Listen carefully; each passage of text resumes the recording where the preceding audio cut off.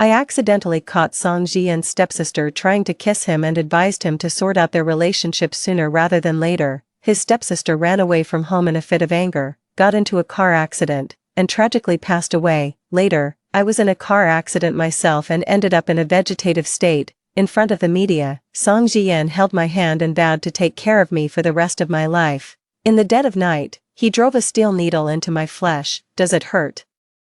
When Jie died in my arms, her pain was 1,000 times worse than this. Only then did I realize the car accident was his deliberate scheme, all to avenge his stepsister. When I opened my eyes again, I had been reborn. His own personal hell had begun. 1. The day Song Jian's stepsister returned to the country, we had a crucial business deal to discuss that evening. Song Jian answered the call and began with a rebuke. Song Jie, you're so spoiled, you're always making trouble for me.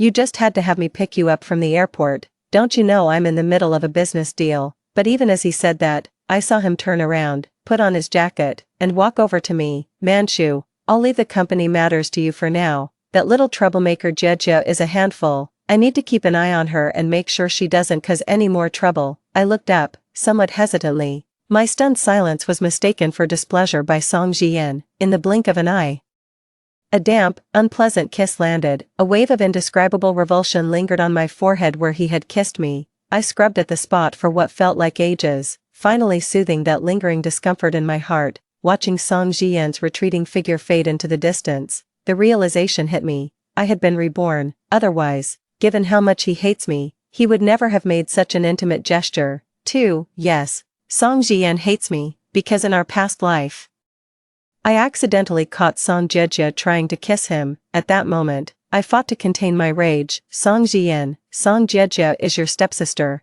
and I am your fiancé. I need you to think this through carefully. Before Song Jian could make a choice, Song Jie shouted and stormed off. You don't have to pressure my brother, I'll leave. No one expected that Song Jie would be killed in a car accident on the road. After Song Jie's death, Uncle Song furiously accused me.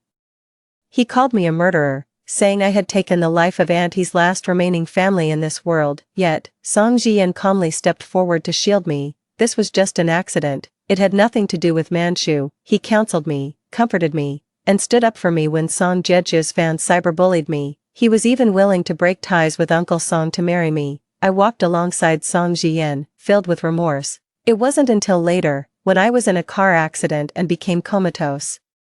During a media interview, Song Jian vowed solemnly that he would take care of me for the rest of my life, but in the dead of night, when no one was around, he would drive steel needles into my flesh. Does it hurt? When Jie died in my arms, her pain was 10,000 times worse. This is what you owe her. Madness gleamed in his eyes, but that wasn't enough. He orchestrated the bankruptcy of the Zhou family, took me to the rooftop, and forced me to watch my father jump to his death. Zhou Daji. The reason your family has come to this is all because you raised a daughter with a heart of a serpent, cold-blooded and merciless. Jump, if you jump, I might just consider saving what's left of the Zhou family. Fueled by a powerful, all-consuming hatred, I struggled to my feet, wrapped my arms around Song Jian, and leaped from the rooftop. The wind howled in my ears, punctuated by my father's hysterical cry of Manchu. I closed my eyes, filled with remorse. I never imagined that a single sentence from the past would lead both myself and the Zhou family into an abyss of utter ruin. If I could do it all over again, I would stop this from happening. Thankfully, fate was kind, and I was given a second chance. 3. After Song Jian left, I had my secretary prepare a gift package for me. During the business dinner that evening, the investor, noticing Song Jian's absence, deliberately tried to make things difficult. Business people all value decorum. Don't you agree, Mr. Zhou? He picked up a bottle of baijiu and gestured for me to drink. It was just like this in my past life. Song Jian went to the airport to pick up Song Jie, leaving me alone to deal with this pack of disgruntled old foxes. To secure the deal and keep them from taking their anger out on Song Jian, I downed 2 whole bottles of baijiu, while I was in the hospital getting my stomach pumped. The short video he made with Song Jie went viral, making them the internet's favorite hoodie-clad couple. Given a second chance at life, someone else can play the sucker this time. I pushed the glass of baijiu away and took out the gift I had prepared. Mr. Shen, that's a rather one-sided view. You can't judge my entire bowl of porridge as spoiled just because of one bad grain. While fine liquor has its merits, it can't compare to this light tea. knowing your refined taste. I've specially brought some premium Jinshan silver needle, please.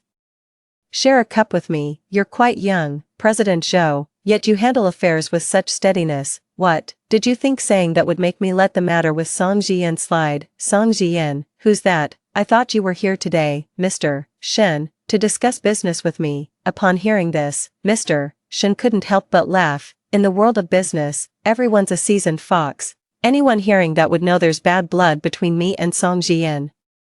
Thanks to my past life experience, I presented the project's potential and profitability with effortless ease. In that case, I'll have to trouble you to take extra care of it, Director Zhou. Oh, it's nothing. By the time we finished discussing the project, it was already evening. When I stepped out of the hotel, Song Jian was waiting outside. Song Jian explained to me with a smile just how unreasonable Song Jejia had been. Finally, he produced an exquisitely packaged bottle of hawthorn and apple drink. Manchu, alcohol is bad for your health. I bought this especially for you. Bad for my health. I couldn't help but let out a scornful laugh. If he truly cared about me, the solution would have been to keep me from drinking, not to leave me alone to face the investor's wrath. Seeing my displeasure, he made a show of shaking his fist. Did Mr. Shen give you a hard time? I'll get him back for you. I gave him a cold, mocking look. What nonsense are you talking about? Today's business went perfectly smoothly. It just had nothing to do with the Song family. Manchu, I knew it, you're the most capable one. Thinking I had secured the deal with Mr. Shen for him, Song Jian eagerly ushered me to the car. Song Jejia was quicker, plopping herself down in the passenger seat. She was chewing a piece of bubblegum, pop, the pink bubble burst. Bro, I'm exhausted, I don't want to move. With that, she curled up and watched me with keen interest. Sister Manchu is so kind and gracious, I'm sure she won't mind sitting in the back, right? 4. Song Jian flicked Song Jejia on the forehead. Lazybones. When are you ever going to grow up? Song Jejia rubbed her head. If you're this mean to me, be careful or Manchu won't want you anymore. After that one reprimand, nothing more was said. Song Jian looked at me apologetically. I've spoiled Jejia. Manchu, please don't take it to heart. He didn't let Song Jejia get out of the car and took a seat in the back. Instead, he told me not to make a big deal out of Song Jejia's behavior. In my past life, I was a fool for not realizing that the intimacy between Song Jian and Song Jejia had long crossed the line of what's appropriate for siblings. No, thanks, I'm particular about cleanliness. I tossed the hawthorn drink back, shut the door, and called my driver. 10 minutes later, a flashy red Ferrari appeared right on the sidewalk. Get in, miss. I stared at Qing Yixing in the passenger seat, his red hair making me lose focus for a moment. The howling north wind stung my face. I tucked my hair behind my ear and got in the car anyway. Once inside, I transferred 200 to the driver and told him not to come. Seeing my displeasure, Qing Yixing turned on the heater and put on some soothing music. Perhaps from the day's exhaustion, I drifted off to sleep without even realizing it. When I woke up, I was greeted by Qing Yixing's face, handsome in a way that made you want to punch it. Hey, Sleeping Beauty's finally awake. I've got some bad news for you. Wanna hear it? 5. Seeing my lackluster reaction, Qing Yixing tried to lighten the awkward mood with a forced whistle. Number 10 on the trending list. Qing Yixing tossed his phone to me. Trending at number 10, Little Minx, your mouth says no, but your body tells a different story. It's the video of Song Jejia chasing after Song Jian to put a hoodie on him. In the video, Song Jian strides ahead with his long legs, while Song Jejia chases after him holding a light pink hoodie, even from behind. You can see the stiffness in Song Jian's posture, a full-body rejection from head to toe, but then, the camera angle flipped, and Song Jian pursed his lips tightly. With a resigned sigh, he turned around and let Song Jejia have her way with his outfit. Beneath the loose bear-print hoodie was a well-tailored, silver-gray suit jacket, paired with his suit trousers and leather shoes. The whole ensemble looked utterly ridiculous. Undeterred, Song Jejia excitedly pulled Song Jian into a spin. Their movements were intimate, making them look like a young couple deeply in love. The comment section is full of fans who are completely losing their minds. At AAA Keyboard Wholesaler, if they're not a couple, I'll livestream myself eating a keyboard. At 18-year-old aloof office drone, manifest the god of wealth. I'm manifesting the super handsome guy from the video. At eats mangoes not durian, I want to see this adorable couple get married in 3 minutes. Before long, Song Jieja sent me a voice message. Honestly, these netizens are something else. Actually thinking there's something between me and Jian. Manchu, you're not upset, are you? Her tone was smug, laced with a barely contained provocation. Soon after, that voice message was deleted. Sensing something was off, they sent another pitiful-looking sticker. Ugh, the sheer audacity. Qing Yixing looked down on Song Jiejia's childish little tricks. Miss. It's only because you're so good-natured. A little green tea like that, I could put her in her place 800 times a day. Qing Yixing's words made me laugh in spite of myself. If anything, I'm the type who holds a grudge. Immediately, I sent a message to my secretary. I want to see this trending topic break into the top 3 within half an hour. Qing Yixing was utterly stunned. Hold on, you should have come to me for this. My company might not be good at much, but we've got plenty of marketing accounts. With that, Qing Yixing immediately contacted his assistant. 800 marketing accounts posted in unison, catapulting Song Jian and his sister to the top of the trending charts. 6. On the first day of my rebirth, utterly exhausted, I went to bed early and missed a major drama. In the morning, Qing Yixing came over to mooch a meal and, with dark circles under his eyes, described to me, holy crap. Last night Song Jian actually used his Weibo account to repost a comment from Eat Mango Na Durian. He's acting like a total airhead. Before this, Song Jian's Weibo account had only ever posted corporate promotions, aloof, low-key, and utterly mysterious. Reposting that comment, however, added a touch of mortal warmth to his account, the aloof and noble deity descending from his altar for his maiden. This instantly became the well-known rallying cry for the Wei CP fans. The blatant double standard in their treatment of each other has only fueled the CP fans' enthusiasm. As early as last summer, Song Jieja went viral across the internet with a video of her performing the Huxian dance. In that video, dressed in Dunhuang Feitian attire, she danced gracefully amidst the desert sands. In the video, Song Jieja appeared ethereal and elegant, like a celestial spirit who had descended to the mortal world. After gaining widespread attention, she gave an interview where she candidly stated that the dance was a special gift for someone. She didn't mention the person's name, but perfectly played the part of someone harboring a secret crush, complete with just the right amount of shyness. After that, her videos always carried a hint, however subtle, of a confession. Their relationship remained undefined, yet the connection lingered, never fully severed. Song Jieja was already sweet and innocent, but her on-screen persona was utterly endearing, winning over countless fans. While she never revealed the person's identity, a huge number of shippers were eagerly rooting for her romance. Before going abroad, she posted her final video. The premise was simple and direct. If she won the gold medal in the competition, she would use the trophy to confess her feelings to that person. The match wasn't even over yet, but Song Jieja had already rushed back. Fans flocked to Song Jieja's account to offer comfort, only to stumble upon that video of her in a hoodie. While no names were explicitly mentioned, all the signs pointed clearly to the individuals involved. After Song Jian reposted the Weibo, it pushed the speculation about their ambiguous relationship to its peak. I thought Song Jian would take the opportunity to make our relationship official, but to my surprise, he actually called to explain things to me. Manchu, you have to believe me, I had no idea about what happened yesterday. Last night, Jieja took my phone without asking to play a game and accidentally logged into my account. She was just being playful and didn't think before reposting that netizen's comment. An accident, a moment of mischief. I repeated the words. Song Jian scrambled to explain himself, hearing the sarcasm in my voice. He too realized how ridiculous his excuse sounded, and his voice trailed off. Song Jian. What your relationship with Song Jieja is, I don't know, and I don't want to know. Song Jian was left speechless, but if Uncle Zhou misunderstands and causes trouble for Jieja, I should have known. No wonder he was so eager to explain himself. He's afraid my dad will go after him. Even though I've given up on Song Jian, I couldn't help but laugh bitterly at his shameless words. My father doesn't hit women. Compared to Song Jieja, I think you should be more worried about.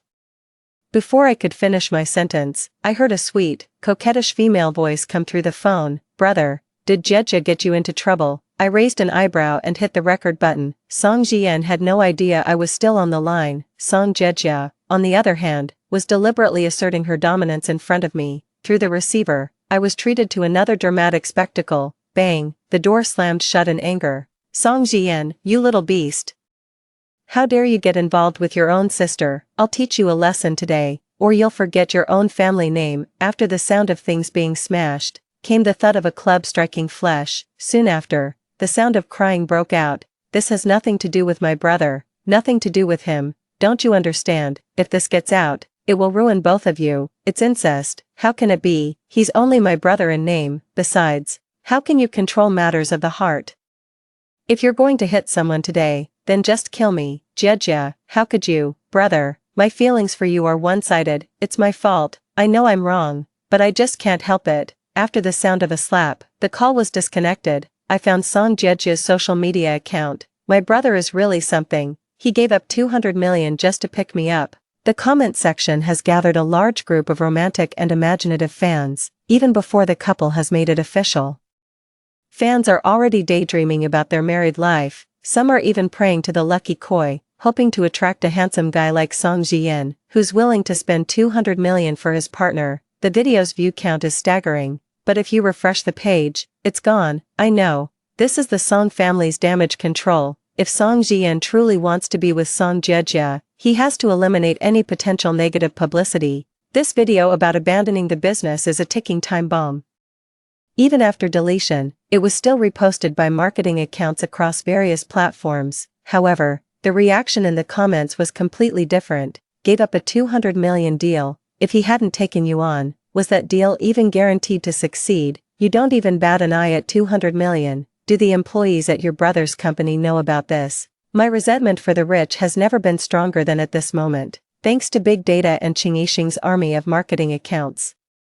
The Wei ship was pushed to the feeds of all my and Song Jian's friends, family, and even business partners. My 5G speed WeChat friends saw the trending topic and came to me, the person involved, for the inside scoop on Song Jejia and Song Jian. My troublemaker friends who love palace dramas advised me to make a move, suggesting I get a beauty mark to win Song Jian back. And then there were the friends who love drama for drama's sake, proposing I take this chance to dump Song Jian and find myself a cute, younger guy to have some fun with. My dad and aunt, who were vacationing in Sanya, found out about the Song Jian situation and flew back overnight. My dad flew into a rage. That little brat, he's really asking for it. Does he even know his place? 7. Hearing this, my aunt chuckled. All you do is talk a big game. If you're so capable, then go ahead and cancel the joint projects with the Song family.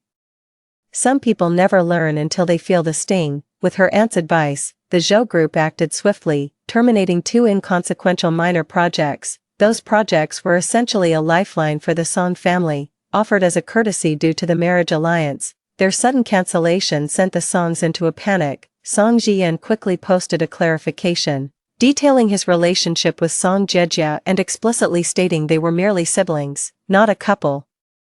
The reposted Weibo was a misunderstanding. Our social media manager got a little too enthusiastic and posted from the wrong account. Since ancient times, no one ever reads the clarifications. Seeing this, Song Jian arrived at her door with a bouquet of roses. The housekeeper opened the door and welcomed him inside. Mr. Song, the young miss is in the study on the 2nd floor. Manchu. Song Jian came to my side and wrapped his arms around me from behind. I sidestepped to avoid him, brushing the dust from my clothes with distaste. Song Jian, just say what's on your mind. Manchu, you haven't spoken to me in 3 days. I've been messaging you, but you don't reply. Are you still angry with me about that video? I was wrong. I've learned my lesson. Please, just talk to me, okay? As he spoke, Song Jian demonstrated his limping gait for me. Did your father do that? Song Jian nodded, a somewhat ingratiating smile spreading across his face. You deserve, I sneered.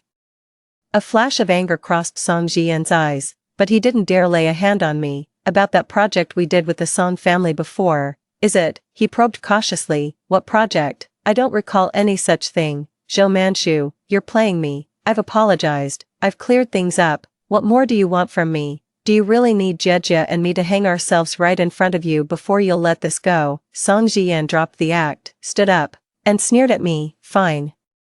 So what if Jejia and I are a little too close? What about you? Can you honestly say there's nothing going on between you and Qing Yixing? Of course I can. Do you think everyone is as filthy as you? The commotion in the study was so loud it woke my father up. The moment he laid eyes on Song Jian, he didn't hesitate. He raised his hand and struck. Seeing this, the aunt handed over a wrought tin cane. Hitting him with your bare hand must hurt. Use this. Song Jian was beaten right out of the Zhou family's door. Song Baiyan, thinking him useless, went to confront him personally, only to end up getting beaten even worse than Song Jian. Qing Yixing stood with his hands on his hips, leaning against the doorframe. To raise a child without teaching him is the father's fault. Tell your son to stay out of trouble. 8. After the Song father and son were humiliated, they didn't just let it go. A week later, Song Jejia started a live stream. Before the scandal, Song Jejia was a major influencer with significant clout on short video platforms. The broadcast instantly captured everyone's attention. In the live stream, Song Jejia looked pale, exuding the unique blend of fragile resilience and cool detachment characteristic of a White Lotus female lead. When I was 12, my mother remarried and brought me to the Song family. Besides Song Jejia, I have another name, Zhao Jejia. My brother was a man of few words. At first, he didn't like me, even disliked me, yet, I always liked to follow him around. The year I turned 15, my brother had an accident and was trapped in a fire. It was our mother who saved him, at the cost of her own life. After that, I lost the last family I had in this world, before our mother passed away. She asked my brother to take good care of me. Our relationship began to improve from that moment on. So what if he's my brother? We don't share the same blood. Love is, by its very nature, a capricious thing. I'm not ashamed to admit my feelings for my brother. My only regret is that the judgment of the world kept us apart. Sister Manchu, I apologize to you for this relationship. I sincerely wish you and my brother a lifetime of love and happiness. I also hope you can find it in your heart to let the Song family go. My brother and Uncle Song are innocent. Brother, if there is a next life, I hope I can call your name openly and without shame. After the live stream ended, Song Jejia changed all her social media profile pictures to a solid black background. The next day, her assistant, Meng Lucy, spoke out on her behalf on social media. Jejia swallowed a whole bottle of sleeping pills in her rental apartment last night. If I hadn't found her in time, none of you would ever see her again. Cyberbullying, suicide, brother complex, dance prodigy, layer upon layer of labels piled up, making Song Jejia the center of the public's attention. Photos of Song Jejia, who had miraculously survived the ordeal, resting in her hospital gown were being shared like wildfire. In the photo, Song Jejia looked pale and utterly helpless. A crystal flower blooms quietly on a winter branch. Though the gale rages and crystal is fragile, its true nature remains unchanged. A fragile soul in pursuit of love always tugs at the heartstrings. As reason was eroded by emotion, the majority found themselves sympathizing with Song Jejia. Is having a crush a crime? Come on, with a face like Song Jian's, anyone would be smitten, not just Song Jejia. When it comes to love, who's to say what's right or wrong? She's already been through hell for love once. Do you really want to push her over the edge again? The troll army quickly jumped into the fray. Wait, who is this Manchu? From the sound of it, did she drive Song Jejia to suicide? Zhou Manchu, Song Jian's fiancé. I heard she bullied Song Jejia relentlessly. To drive a young girl to that point over a man, what a pathetic pick-me girl, unbelievable. Soon after, Meng Lucy tagged me in a rant on social media. Don't get too cocky, heaven is watching all of this. This snarky comment was quickly deleted, but netizens still managed to dig up the chat logs. In the chat logs, it was my sarcastic remarks towards Song Jejia that started the whole thing. In an instant, I became the primary catalyst for Song Jejia's suicide. Viewing things through the lens of a predetermined villain, fans combed through Song Jejia's social media history and discovered that, for some time, there had consistently been one woman who singled her out for special targeting. When Song Jejia bought a strapless cocktail dress for her birthday, that woman made a point of gifting her a more conservative dress set, implying it was better for a girl to dress modestly. When Song Jejia was hospitalized with a high fever and needed Song Jian's care, that woman detained him, insisting he stay and have steak with her. Song Jejia needed Song Jian to take her to school, but that woman insisted on dragging him out of town for a business trip. Incidents like this were too numerous to count. The portrait of a woman obsessed with competing for male attention was vividly painted. If I weren't that woman myself, I'd be the first to call her utterly despicable. Her fans, burning with righteous indignation, charged into battle for her, swarming my account to conduct a self-righteous inquisition. Some told me to get lost and stop interfering in their love. Others hurled abuse, calling me a jealous bitch who deserved to die. Some photoshopped obscene memorial pictures to slander me, and others even sent me jump scares via private messages. The internet has lowered the bar for humanity. turning anyone into a self-appointed moral guardian. My assistant looked utterly haggard, with dark circles under her eyes. Mr. Zhou, you might want to hold off on logging into your account for now. The current public sentiment is not in your favor. I can't stand dealing with social media. So I've handed all my accounts over to my assistant. You've had a rough time of it. I gave her cheek a little pinch and transferred her 2,000 yuan as compensation for her troubles. The moment the Alipay payment came through, the assistant's eyes lit up with astonishing brightness. Choosing the right company and the right boss is everything. Having you, Director Zhou, is a blessing for us working folks. The previously dejected young woman instantly came to life, a slightly ingratiating, yet utterly adorable, smile appeared on her round face. She had no idea. I've tasted the bitterness of online violence before, in my past life, after what happened to Song Jiejie. 9. Not long after Song Jiejie's car accident, Meng Lucy logged into her social media account to announce her death. He apologized to the fans on behalf of Song Jiejie. To all the plus ones, I'm so sorry. Jiejie can't keep her promise to dance for a lifetime. What followed was a live stream conducted in the same familiar manner. Meng Lucy broke down in tears, saying she deeply regretted ever encouraging Song Jiejie to bravely pursue love, as it wouldn't have led to the subsequent tragedy. Pressed by his fans, he accused me of being heartless and cold-blooded, condemning me for forcing Song Jian to choose between her and me. If it weren't for your pettiness and narrow-mindedness, Jiejie wouldn't have gone out late at night, and she wouldn't have gotten into that car accident. Using a tactic similar to the one in this life, Meng Lucy used records from Song Jiejie's old accounts and their chat history to accuse me of bullying her. Song Jiejie is dead, yet she continues to torment me in her own way. In the court of public opinion, the living can never compete with the dead. I was confronted with the most naked malice and judgment of human nature. Song Jiejie's fans cursed me over and over, telling me to go die. They sent me all kinds of car crash photos, demanding I witness the despair and helplessness Song Jiejie felt in that moment. Some even speculated that Song Jiejie's car accident was a sinister plot, a deliberate act of sabotage on my part because I couldn't stand the closeness between the siblings. Heartless, scheming woman, I hope she meets a terrible end. Ever since the incident with Song Jiejie, I've been consumed by guilt and remorse every single day. Would things have been better if I hadn't stumbled upon their intimate moment and hadn't forced Song Jian to make a choice? I was forced to take handfuls of medication just to stay sane and lucid. I suffered from insomnia, headaches, hair loss, and a complete lack of spirit, eventually diagnosed with severe depression. Yet, all of this seemed utterly insignificant compared to the death of a dancing prodigy. Song Baiyan got in touch with my father. Call off the engagement. Our Song family will never allow a murderer through our doors. My father groveled and offered profuse apologies. No one could have foreseen Jiejie's tragedy. If this does not appease your anger, I am willing to transfer 10% of Zhou Corporation's shares to young Mr. Song. Even after the contract was signed, the Song family remained dissatisfied. So you think money makes you special? You think throwing money at this fixes anything? Your daughter destroyed Jiejie. You're all murderers. Song Jiejie's death became the Zhou family's greatest vulnerability. Song Baiyan mocked my father and me for our hypocrisy while recklessly squandering the compensation from the Zhou family. After Song Jiejie's death, Song Jian became increasingly withdrawn, yet he would always appear at critical moments to comfort me. It was just an accident. You didn't mean for it to happen. Whenever Song Baiyan found out Song Jian was by my side, he would always call to berate him. You little bastard.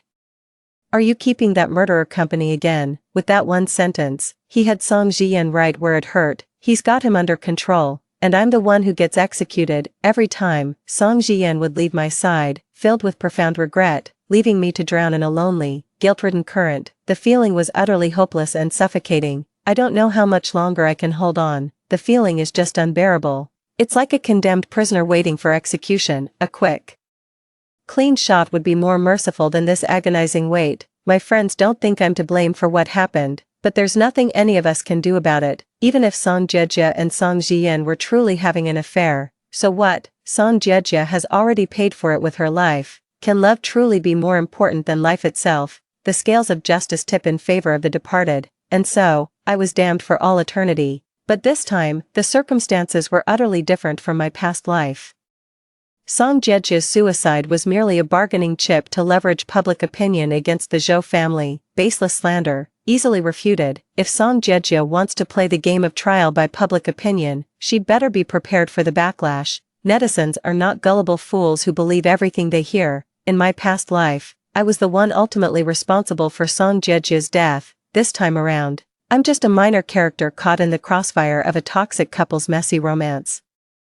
Soon after, I posted a response on my blog. Even with Song Jejia's name scrubbed, netizens could still identify her from the color of her avatar. With solid evidence, Song Jejia's rumors fell apart on their own. I also submitted a recording, the one from last time where Song Jejia tried to brag to me about her ambiguous relationship with Song Jian. On top of that, there were the disgusting things Song Jian said when he came to the Zhou family to pick a fight. Soon, hashtags like hashtag real versus fake pick me girl and hashtag sympathy for the cannon fodder fiancé started trending. Amidst the overwhelming buzz, I didn't forget to slip in an ad for my own product, the ultimate tool for tragic heroines and cannon fodder supporting characters. No more fear of being wrongfully accused. High-definition electronic cameras. What are you waiting for? Order now. Netizens don't just follow emotions, they also value evidence and facts. After the clarification was posted, Song Jejia faced a severe backlash from public opinion. Her suicide attempt was also met with skepticism, a narcissist painted white, pretending to be some exotic little lotus. After understanding the full story, it's hard not to say she brought it on herself.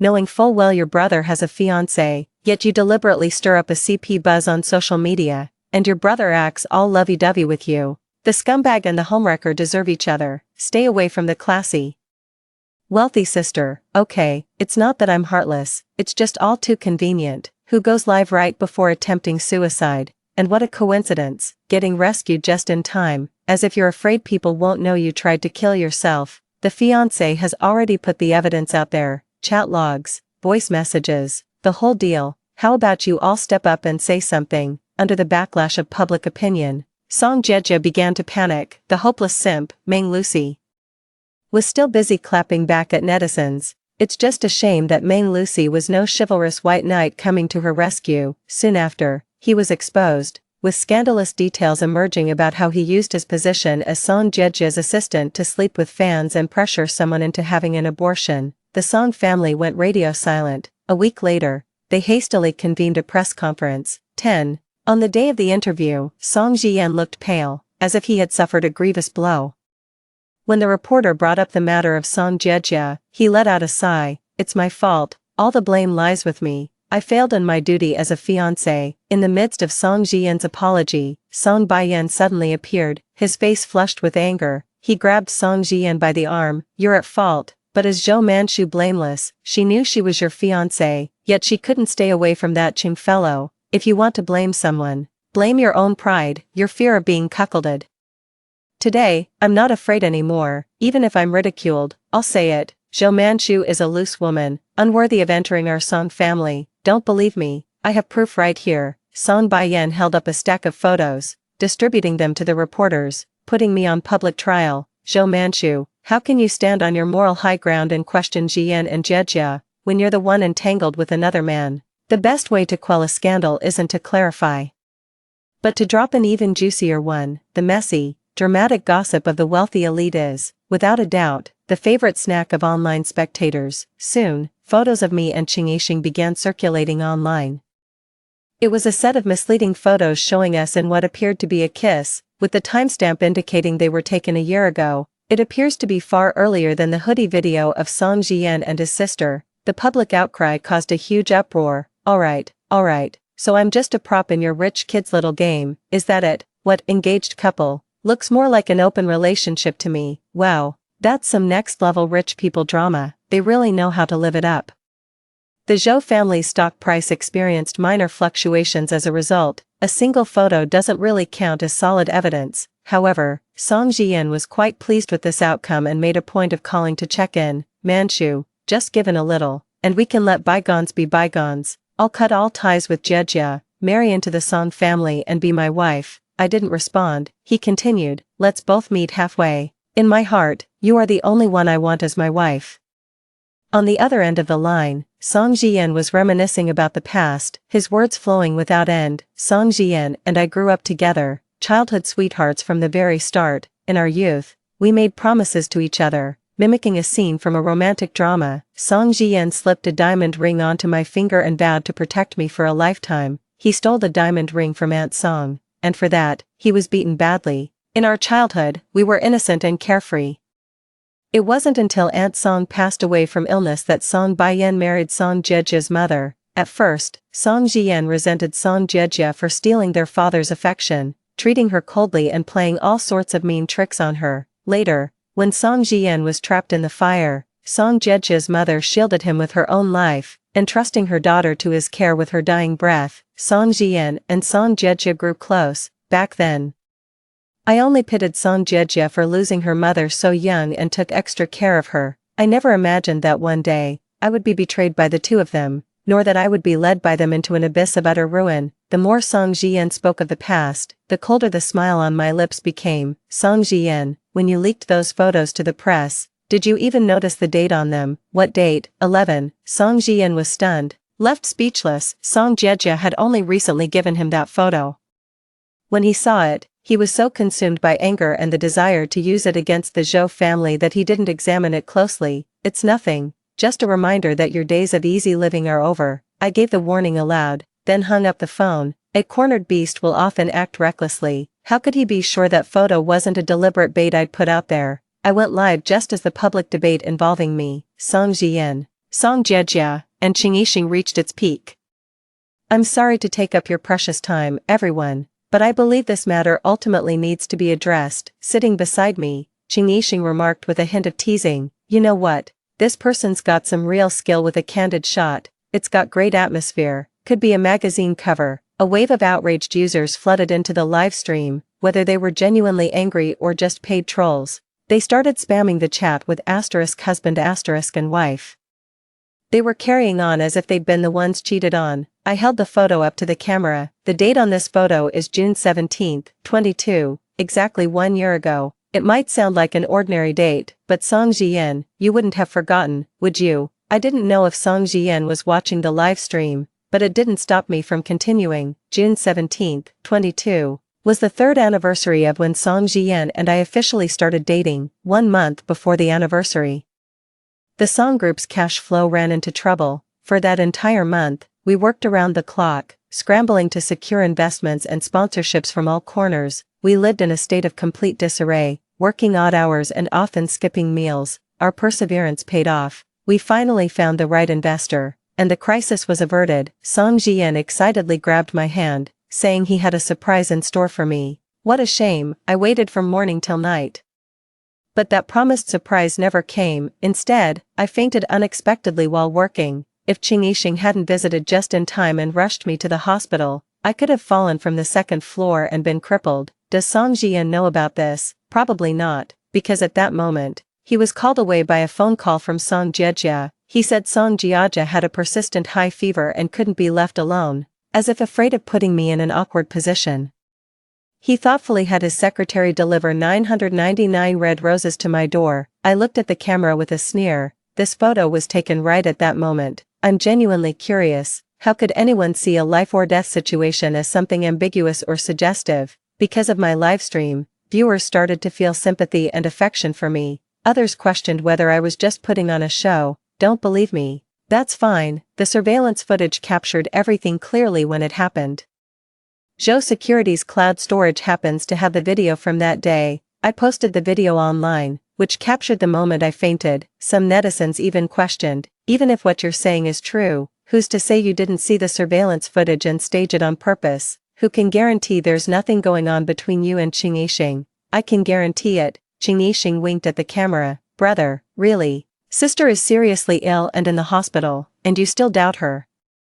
Not like me. I only know how to feel sorry for her. The voice, unlike the boyish appearance, was an exceptionally clear and pleasant female voice. When Song Jian questioned me, I swore to him without batting an eye, because Qing Yixing is my cousin, my aunt's adopted daughter. She's well developed, standing at 180 centimeters tall, and with her usual preference for androgynous fashion, she's often been mistaken for a boy. At the end of the livestream, Qing Yixing, never one to shy away from stirring the pot, deliberately put on airs and imitated Song Jiejia's tone. Your sister is so close with me, I hope Big Brother isn't getting jealous. After the live stream ended, Ching Yixing hooked a finger under my chin. Hey, I helped you out this much, give me a smile. Just as he was speaking, the secretary's voice chimed in from the side. Mr. Song, you can't just barge into the boss's office.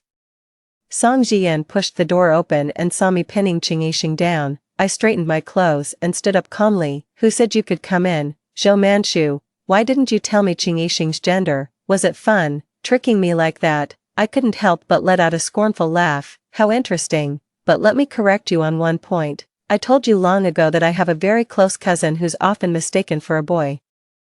It's just that you were too busy taking care of Song Jiejie back then to spare a single thought for anything else. In my past life, before Song Jiejie's accident, I realized Song Jian's indifference towards me and deliberately concealed Ching Yixing's identity. At that time, I still had feelings for Song Jian and, rather childishly, wanted to use Ching Yixing to make him jealous. It wasn't until I had the accident, when Ching Yixing risked his life to protect me, that Song Jian finally learned his true identity at the hospital. Even though he knew she was a woman, Song Jian still let the media smear us, insinuating we had an improper affair. Meanwhile, he put on a show of being the devoted partner right in front of the cameras. Just thinking about it makes me sick. Song Jian looked up, dazed. How could this be? Because in your heart, Song Jiejie is everything. You've never truly cared for anyone else. Song Jian, you're a coward. Even Song Jiejie had the courage to express her feelings, but you, worried about your reputation, held back. Song Jiejie had, at some point, run to the office and overheard our conversation. She grabbed Song Jian's hand. Brother, let's go home. Get away from me. Don't touch me. Song Jian stumbled out of the room. Seeing this, Song Jiejie hurried after him. Before leaving, Song Jiejie made sure to give me a final, defiant look. At least you know your place. I could always tell you weren't good enough for my brother. Ching Yixing was seething, his fists clenched with the urge to hit someone. If Song Jiejie had run any slower, she would have ended up with a black eye. Given how things have escalated, it's only natural that the Zhou family's official website announced the engagement's cancellation. After the news broke, Song Jian nearly blew up my phone with calls. Zhou Manchu, how can you be so heartless? 12. Heartless. Listening to Song Jian's accusations against me, I couldn't help but laugh. If he knew I had snatched away half of the Song family's business, I wonder what choice words he'd use to curse me. Thanks to Song Jian, Zhou Corporation's smart surveillance sales have skyrocketed. I saw Song Jian again 2 weeks later. His face was stony as we went head-to-head in a fierce business battle over a project. Gossipy colleagues couldn't help but tease. Who would have thought we'd ever see President Zhou and President Song at each other's throats? Well, all's fair in love and war, especially in business. Besides, Mr. Song seems far more suited to whispering sweet nothings to a beauty than closing a deal. Song Jian heard my taunt, a flash of cold anger in his eyes, but that was all. In the end, I was the one who landed the project. After the event ended, Song Jian walked up to me. Zhou Manchu, you are utterly shameless. Thank you for the compliment. I gave a slight, mocking bow with my hands clasped. Just then, Song Jian and I ran into the project lead. The person said, not without a hint of regret, we had high hopes for you, Mr. Song. It's a shame the whole choosing love over business affair blew up so publicly. In commerce, one must remain level-headed. Song Jian's expression shifted slightly. I couldn't help but laugh. The story about that brother and sister duo has been making the rounds in the business world for ages. Just to make sure everyone knew, I specifically asked Ching Yixing to mobilize her gossip squad to spread the word for me. In the business world, who isn't a shrewd operator, who would want to partner with someone so impulsive and ruled by emotion? As project after project failed, the Song family finally grasped the severity of the situation and began seeking remedies. What I didn't expect was that the first step in their damage control wasn't a bold business maneuver, but having Song Jiejie sent abroad. A decade of indulgence had long since inflated Song Jiejie's ego to the heavens. She broke free from her bodyguards and stormed into the company like a madwoman, hell-bent on causing a scene. Zhou Manchu, was it you who's been bad-mouthing me to my brother and my dad? She stormed in, shouting. Unfortunately, the moment her left foot crossed the company threshold, security was already throwing her right foot back out. The security guards formed 2 tight lines, blocking her way completely. No matter how much Song Jiejie tried to act cute, play the coquette, or even throw a tantrum, it was all useless. Listen, you lunatic, every time you barge in here and disturb President Zhou, our pay gets docked by 500, what's more important? Money or our dignity? We're not idiots. Ever since Song Jejia forced her way in last time, I gave the order to the head of security to put her on the blacklist. Song Jejia returned empty-handed. 13. In the blink of an eye, it was New Year's Eve. My father was completely wasted. A faint blush also colored my aunt's cheeks. Ching Yixing and I raised our glasses in celebration, a toast to freedom, a toast to ourselves. The Zhou family business was thriving and flourishing. Song Jian, however, kept hitting walls and was having a truly dismal time. According to Ching Yixing, Song Jiejia's determination to be with Song Jian sent Song Baiyan into such a rage that he suffered a stroke, leaving him partially paralyzed. Song Jian was a far cry from the confident, ambitious man he once was. When I saw him at the cocktail party, he was wearing a rumpled suit, looked utterly dejected, and had visibly lost a lot of weight. He trailed awkwardly behind a female executive, looking like nothing more than a plaything for her amusement. Song Jejia burst onto the scene like a madwoman, drenching the female boss. She bared her teeth like a vicious little beast. Stay away from my brother. Her words were brazen, yet she failed to grasp the situation. The female boss gave a cold sneer, turned on her heel, and walked away. Song Jejia, her heart aching, rushed over to Song Jian, only to be shoved aside by him. Song Jian knew it then, he could never re-enter that circle. When her aunt found out about this, she couldn't help but mock him. He who hesitates is lost. Song Jian is far too indecisive. Who in their right mind thought it was a good idea to arrange a marriage between him and Manchu? My old man flushed with embarrassment. Ah, hell, I was dead drunk back then, completely taken in by that two-faced bastard Song Baiyan. 14. My dad was rubbing his hands together, eager for a chance to wipe that smug look off Song Baiyan's face. Unfortunately, that chance never came. On the day of the Lantern Festival, an obituary arrived from the Song family. Song Baiyan was dead. Rumor has it he choked to death on his own vomit while eating porridge. What a tragic and lamentable way to die. After Song Baiyan's death, Song Jian agreed to a marriage alliance with the Xia family's simple-minded daughter. However, on the very day of the engagement, Song Jejia attempted suicide. In a fit of rage, the Xia family called off the marriage.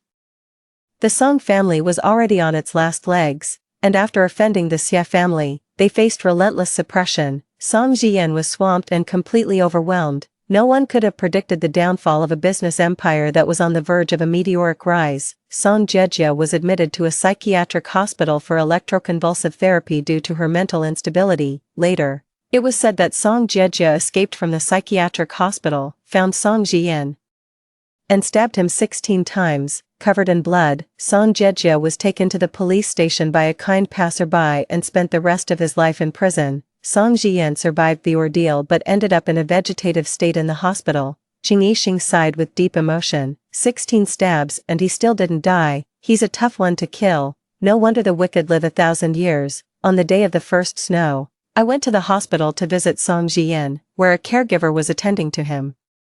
Song Jian's days were neither good nor bad. I just never expected that the caregiver would turn out to be an abuser. Fortunately, I discovered it by chance and had the person sent to the police station. I did everything in my power to keep Song Jian alive. Everyone who meets me says I have a kind heart. I gave a shy smile. After all, we were childhood sweethearts once upon a time. When we were alone, I leaned close to his ear, just as he had done to me in a past life. Song Jian, don't you dare seek death. You must live and suffer. 1,000 times more than I ever did. A single, clear tear traced a path from the corner of Song Jian's eye. He was most likely filled with regret. What a shame, it's too late now. The end. Story 2. The third year of marriage to my childhood sweetheart, I stumbled upon a post he'd written years ago. In that post, he wrote about being forced apart from his true love and reluctantly marrying the girl next door, his childhood friend. And that girl happened to be me. The obstacle standing between the male and female leads in a tragic love story. 1. The farce unfolded when I went to the company to find Zhou Mu. The moment the elevator doors opened, shouts mingled with the sounds of physical blows. It was Zhou Mu's mother's voice. Zhou Mu is already married. Why did you come back? Your mother stole Zhou Mu's father, and now you're back to steal my son, you shameless bitch. It was the first time I'd ever seen Aunt Song, who'd always been the picture of grace and composure, in such a hysterical state. Zhou Mu shielded the person in his arms with desperate determination, as if protecting some priceless treasure. I opened my mouth to call out to him, Zhou. Someone suddenly shoved me. My arm slammed into the table corner, cutting off my words with a pained cry. Ah, Zhou turned to look at me, quickly pushing away the person in his arms as if about to come help, but the next instant, he saw Aunt Song casually grab a potted succulent. Without hesitation, he spun around and shielded that girl again. The flower pot landed squarely on his head. The moment blood began dripping from Zhou head, the surrounding noise erupted instantly. I heard Aunt Song calling his name with heartache. Xiao Mu, the girl in his arms asked with a trembling voice. Are you okay, AMU? Then came Zhou whisper, soft as a sigh. As long as you're alright, too.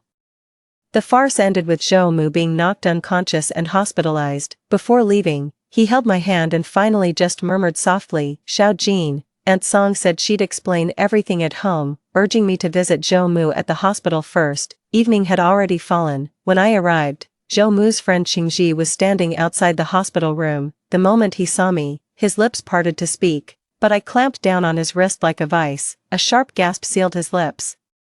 The hospital door stood ajar. I heard it. A woman's coquettish voice came from inside. Just take one bite. I learned this especially for you. Zhou lowered his gaze with a soft sigh. Vivi, you don't have to. Before she could finish speaking, the young girl's eyes were already glistening with tears, utterly heartbreaking. Zhou fell silent and obediently swallowed the porridge she'd scooped for him. I didn't miss the fleeting pain that crossed his face. Ouch, that's hot.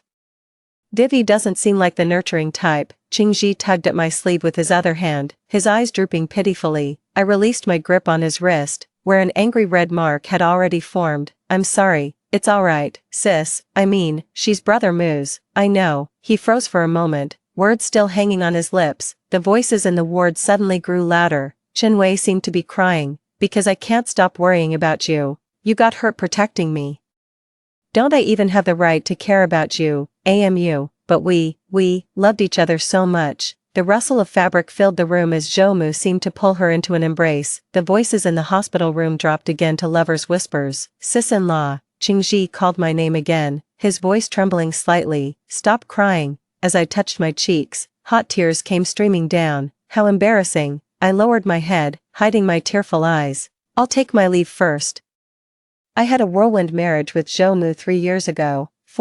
Back then, I had just returned home after completing my studies, and my parents threw a welcome dinner for me. Zhou came to pick me up in his car. The ambient music playing in the car did little to ease the awkwardness between us after 3 years apart, and there was that nervous flutter of being alone with someone I'd secretly loved for years. We made small talk along the way, just as we were about to get out.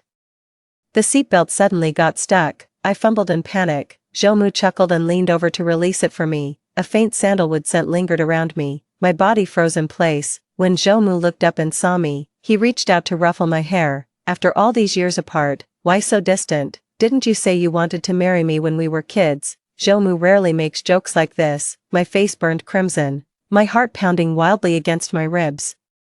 This surreal feeling lingered throughout the banquet. Holding flowers, he confessed to me in front of both our parents. Beneath the dazzling array of lights, the young man I've cherished in my heart for over a decade has sparkling eyes, his gentle smile crinkling at the corners. I've finally waited for your return, Xiao Jin. Countless dreams I had as a girl, just like that, they came true. Back then I thought, I must be the happiest person in the whole wide world. Married life was quite sweet. Zhou was exceptionally attentive. Brown sugar tea during my period, constant care when I was ill, and thoughtful attention in daily life. All I could think was how wonderfully he treated me. I should treat him better too. Only later did I realize that gentle temperament was something he painstakingly developed for Chenwei.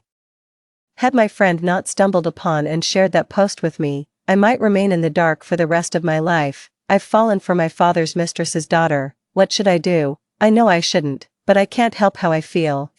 She's adorable, like a child, always clinging to me, acting spoiled, saying she wants to be with me forever. Mom found out about us and doesn't approve of our relationship. My mom threatened to kill herself to force W and me to break up. I don't want to hurt my mother, but I can't bear to see W heartbroken either. Are you out of your mind? OP, how heartbroken your mother must be. Stand with OP, why separate when you're in love? My mom pushed me too far. She held a knife to me and demanded, choose between W or your own mother. At that moment, it suddenly hit me how much older Mom looked. I can't let my mother down. What about W then? Didn't you promise to stay with her forever? Don't break mom's heart again. And I broke up. My mom's still worried. She keeps pushing me to get married soon. The girl next door I grew up with is coming back from studying abroad. Her mom often says she really likes me. My mom told me to hurry up and get married. I proposed to my childhood sweetheart. What are you doing? Another person you've wronged. What should we do? She's the one you've wronged the most. Don't be. Sobbing, this thread ultimately concluded with the blogger's response to a question. He said he got married today. He'll be someone else's husband soon. Someone asked him, what about W? Do you still love him? He said, yes. The timestamp of that response was 10:15 a.m. on July 14, 20XX. That was the day of my wedding with Zhou Mu. 10 in the morning, I sat in the room, dressed in exquisite bridal attire with flawless makeup. My best friend stood by the door, waiting to block the groom's entrance. At that moment, I was thinking, resource group pushpin WeChat, QQ number 179-732-8031. I'm about to marry the man I've loved for 10 years, how wonderful. Zhou Mu didn't come back until very late that night. By the time I finished reading the post, tears were streaming down my face. The air in the room suddenly felt thin and suffocating. I can't catch my breath. I need some fresh air in the garden downstairs, amidst the swaying tree shadows. That distant figure looks so familiar. 7. Zhou Mu stood under the streetlight as Chenwei looked up at him, their bodies nearly touching as they spoke. Wei, we can't keep doing this. I'm already married. She's such a wonderful person. I can't let her down. The amber glow of streetlights fell on Chenwei's face, softening her features. She looked on the verge of tears, yet put on a brave face, fighting to keep them at bay. I know. It's because I can't forget you that I wanted to come back. Just being able to see you every day at your company is more than enough for me. I shouldn't have been so greedy. I'll keep myself in check. The last sentence came out completely garbled. The moment Chenwei's tears fell, I saw the unmistakable pain in Zhou Mu's eyes with crystal clarity. Before he even realized it, he had already pulled Chenwei into his arms to comfort her. So familiar, because when I cried, he'd held me like this many times before. Gently wiping away my tears before comforting me, Zhou Mu always sends me gifts after every heartache. Just like a child, I'd always say, you don't have to next time. He would just hold me, smiling tenderly. I'd do anything to see Xiao Jin happy. The wind howled in my ears, yet I heard with painful clarity the sound of my heart breaking. That day, from barely restraining the urge to confront Zhou Mu immediately, to breaking down in solitary tears, then finally, calmly choosing a different path. Let them be in love. Since when does life work that way? I left the hospital but didn't go home. Instead, I drove to my parents' place. Mom paused for a second when she opened the door, then broke into a smile. What brings you home all of a sudden? I forced a faint smile. Just missed you guys. Mom glanced behind me. Where's Zhou Mu? Didn't he come with you? He's hospitalized. Hospitalized. What happened? Just bumped my head. The doctor said it's nothing serious. I left out the part about Aunt Song. Why aren't you keeping him company? Mom flashed a knowing smile. 8. She's always been perceptive. She clearly saw through my crush on Zhou Mu but played dumb, while subtly promoting me to him. Xiao Jin, after all these years of secret pining, you've finally gotten your wish. Make sure to hold on to this happiness tight. Not at all. Far from getting what I wanted. I just found out too, what I thought was luck. Zhou Mu only married her as a consolation prize when he couldn't wed his true love. I've adored Zhou Mu since childhood. My parents were always busy. Whenever Zhou Mu found me waiting alone at the doorstep after school, he'd always take me home with him, help me with homework or watch anime with me. My parents never came home that night, no matter how late it got. I fell asleep in Zhou Mu's room while reading manga, only to be jolted awake by thunder rumbling outside and lightning splitting the sky.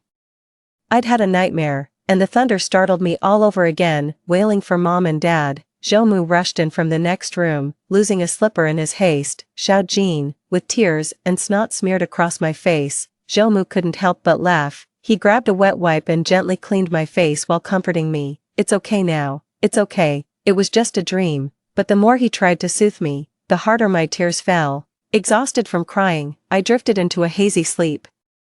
My grip on Zhou Mu's hand never loosened. All I remember is him standing by the bed, promising to stay with me. Will you stay with me forever? I will. Will you stay with me forever and ever? I will. Deep down I always knew words spoken so lightly can't be trusted. If only emotions could be controlled, I wouldn't have loved him so desperately all these years. I stopped visiting Zhou at the hospital. When he asked, I simply said I'd gone back to my parents' place.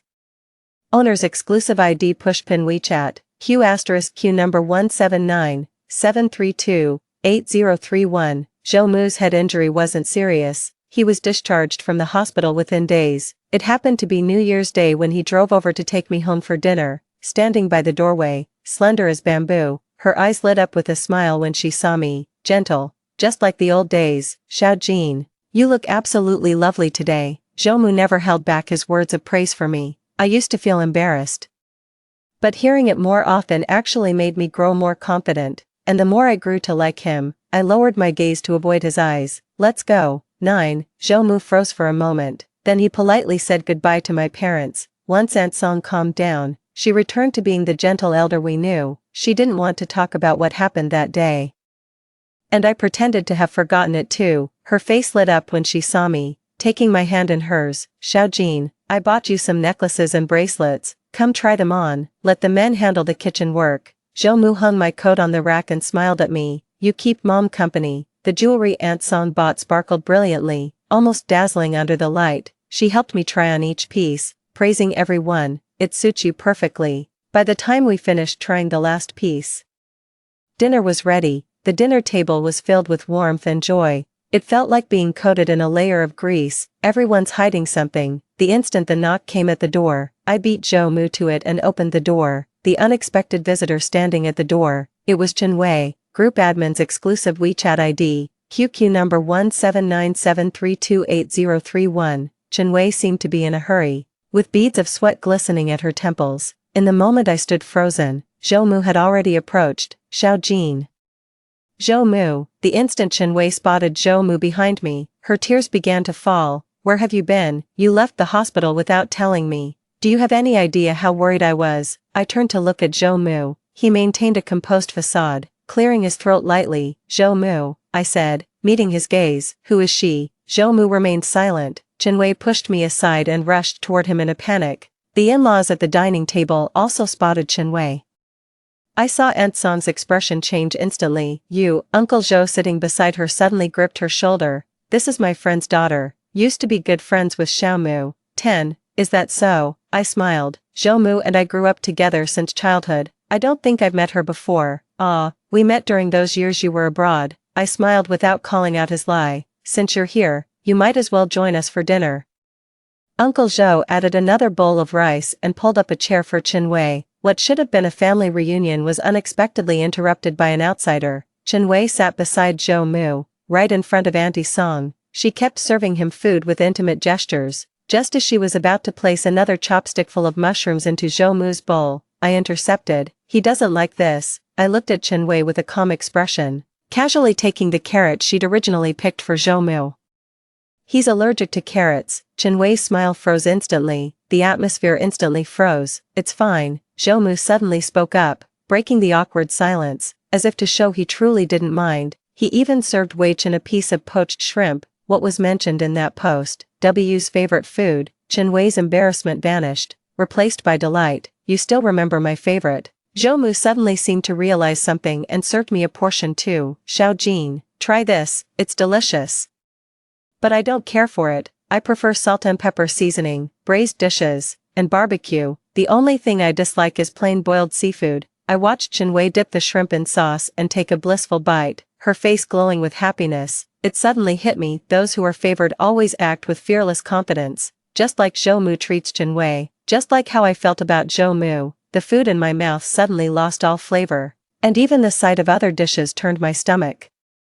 I set down my chopsticks. I've got other plans tonight. I should head out. Where to? Need a ride? Zhou asked. I looked at him, but out of the corner of my eye, I saw Chen Wei's hand slowly covering his under the table. No need. I stood up and left without another word. I made a call and asked my friend out for drinks. Halfway through, with bleary eyes, Zhaojing propped her chin and asked me, "What's wrong? Anything bothering you lately?" I kept silent, downing one glass after another.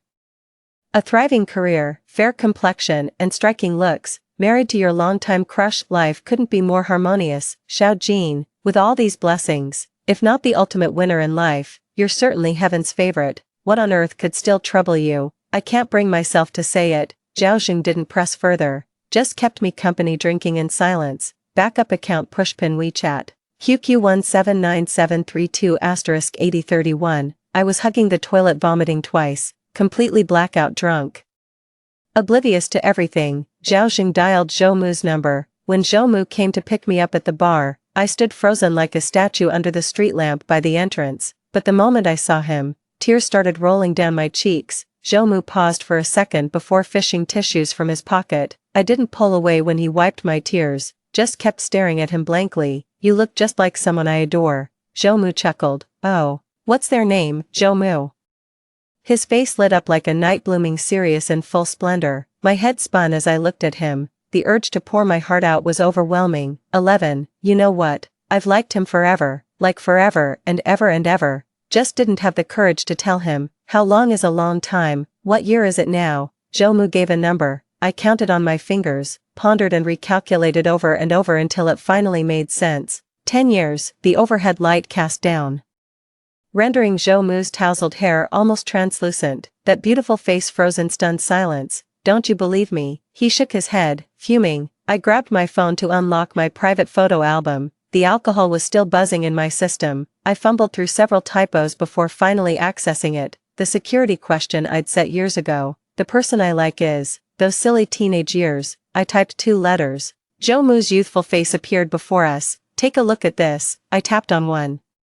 I found this on the school's official website. The photo captured Zhoumu sprinting the final stretch of the marathon. I zoomed in on the photo and spotted myself being jostled in the crowd. He joined the marathon, and I wanted to bring him water, but the crowd was overwhelming. I couldn't push through. In the end, I never handed him the water, just watched him take a bottle from another girl. That moment actually hit me pretty hard, luckily.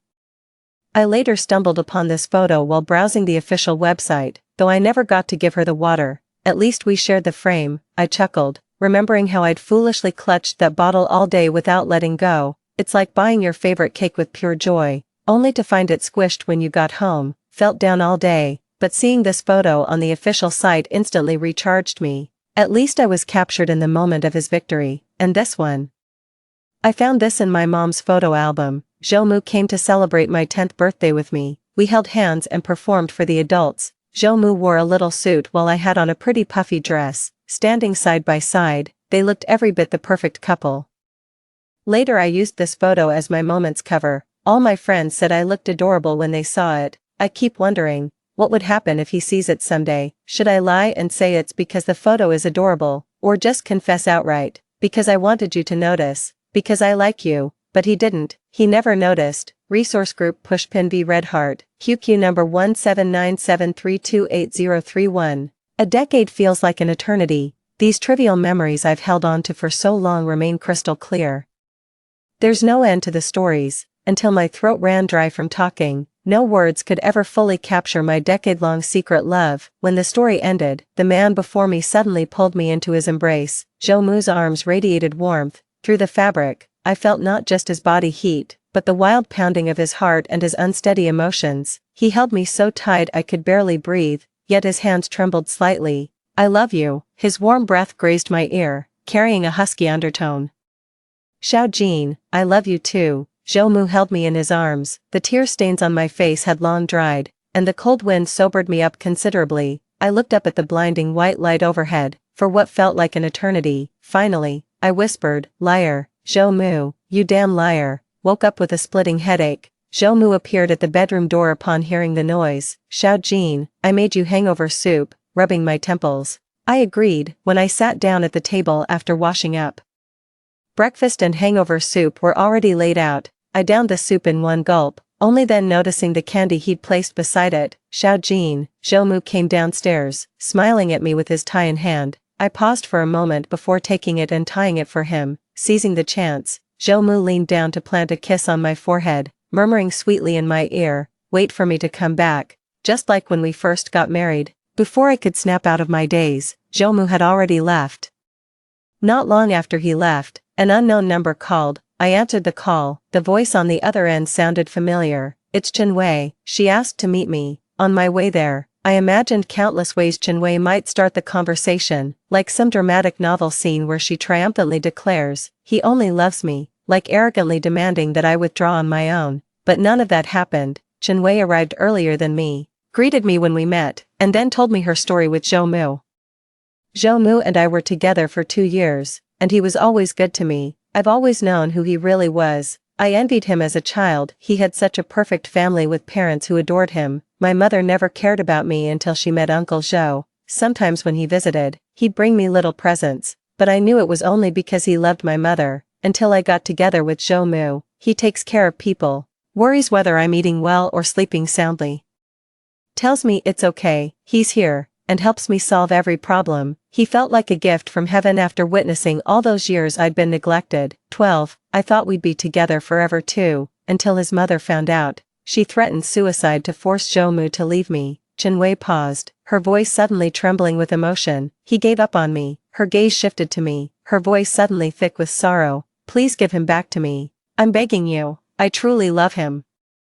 I really do. Her tears fell heavily onto the table. She was clearly sobbing uncontrollably, yet she still carried the proud air of someone cherished. I remained silent, pressing a hand to her chest. She realized the ache wasn't as sharp as before. Why don't you tell Zhou Mu? Make him get divorced. Make him choose you. Chinwei froze, tears trembling on her lashes like dewdrops refusing to fall. I don't want to put him in a difficult position, I chuckled, gazing at her with calm eyes.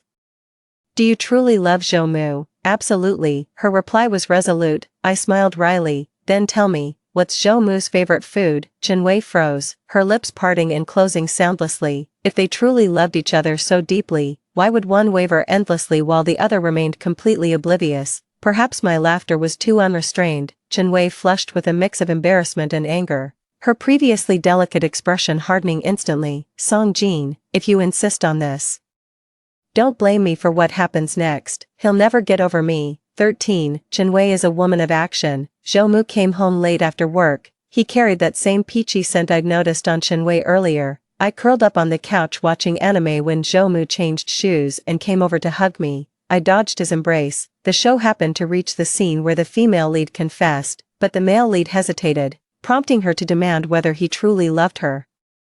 I looked at Zhou Mu. His slightly lowered eyes held only my reflection. Just like when I was a kid after school, he'd stay with me doing homework and watching anime. Zhou Mu, I said earnestly, I've always believed that if I ever marry, it must be with someone I truly love. Zhou Mu chuckled, bending down to scoop me up from the couch. He gazed up at me with reverent eyes. Xiao Jin, I've already married the love of my life. I lowered my gaze. Backup account pushpin WeChat. QQ number 179 by 732 by 8031.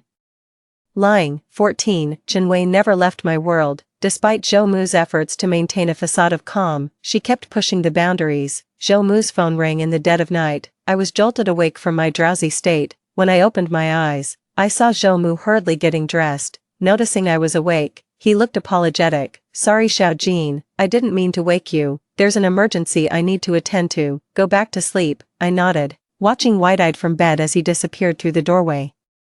The door downstairs slammed shut. Wide awake now. Truth is, I heard it, Chinwei's voice, whimpering weakly on the other end. She sobbed about someone knocking on her door and windows. I'm so scared, AMU. Could you come keep me company, alone like this? I'm terrified someone might try to. Even a child knows that. Call the police when in trouble. Yet she chose to seek another woman's husband. 15. On the day the weather forecast predicted this year's first snowfall, Zhou Mu and I had originally planned to have dinner together. When I went to his office at noon, he seemed hesitant to speak. Zhou Mu, an old friend of mine is returning from abroad today. We haven't seen each other in years. I might not be able to make it tonight. No worries. Zhou Mu smiled, but I could see what looked like relief flash across his face. Then I'll pick you up tonight. Where are you guys heading? I gave him an address. Zhou Mu nodded.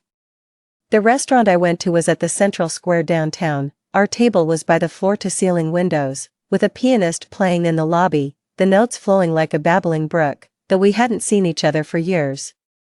Chengzi and I picked up right where we left off. We chatted non-stop throughout the meal. Snow began to fall as evening approached. Flake after flake drifted down. Chengzi exclaimed with delighted surprise. Just returned home and already catching the first snow. I must be the luckiest. I smiled and glanced across the square. The downtown streets were bustling with pedestrians, including several couples walking hand in hand. Amid the swirling snowflakes, a bold girl leaned in to kiss her boyfriend. I was watching, then suddenly froze. The restaurant's heating was turned up high, yet I felt like I'd been plunged into an ice cellar, my whole body rigid. What's wrong? Chungzi followed my gaze. When she spotted the kissing couple, understanding dawned on her face as she broke into a smile. They say couples who kiss during the first snowfall will stay happy forever. Xiaoqin, missing your husband. Thanks for keeping me company during such a romantic moment. I spaced out for a while. Watching the intimate couple finally part ways, walking hand in hand down the snow-covered street, after a long pause, I finally said, "That's my husband." 16. Zhou texted me while I was on the plane. I only saw it after landing. My phone is flooded with missed calls and unread messages. Doing the math, it must be the middle of the night back home. It's always been like this. He gets worried when he can't reach me. I applied for this business trip last minute. Put in the request right after saying goodbye to Chingzi, didn't even have time to pack properly, won't be back for at least 10 days, maybe 2 weeks. I replied to Zhou to let him know I'm traveling for work. The reply came instantly, good to hear, come back soon. Chenwei was even quicker than I'd expected. The message came through almost the next day. It was a mirror selfie of her wrapped in a towel. It was our home bathroom. I instantly hit save. She immediately took it back. Save your breath. I won't file for divorce, try your luck with Zhou instead. 17. By the time the project wrapped up, over half a month had passed. My daily routine gradually returned to normal. Zhou came to pick me up at the airport when I returned home. After just a couple weeks apart, an invisible wall seemed to have grown between us. He kept talking the whole way while I only responded half-heartedly. My eyes remained glued to the phone screen as I replied to my colleague, Xiaojin. Is everything alright? You seem different lately. I was about to speak when his phone suddenly rang. He must have accidentally hit the speaker button. The moment the call connected, Chenwei's voice came through crystal clear in the confined space of the car, calling Zhou name in a drunken, slurred voice. Xiao, I think I drank too much at the bar. Could you come pick me up? My head's spinning and my legs feel weak. People keep staring at me. When I looked up, I saw Zhou watching me through the rearview mirror. His expression was tense. Sorry, go ahead. I cut off his unspoken refusal. Our eyes met in the mirror, my expression calm. Xiaojin, she's. Zhou rushed to explain. I know, your friend's daughter. I opened the car door and stepped out. I need to go back to the office. You go pick her up. Zhou returned sooner than I expected. I'd just finished moving everything from the master bedroom to the guest room. Xiaojin. I'll come right back after seeing her off. What are you? After putting down the last item in my hands, I finally answered him, let's sleep in separate rooms. I've been having trouble sleeping lately, maybe we should sleep apart from now on. 18. My workload has increased, and I'm always coming home late. Zhou would wait for me, keeping the lights on until I got home. The moment I stepped inside, he'd ask, hungry? Want some midnight snacks? Owner's exclusive contact pushpin WeChat, QQ #797328803.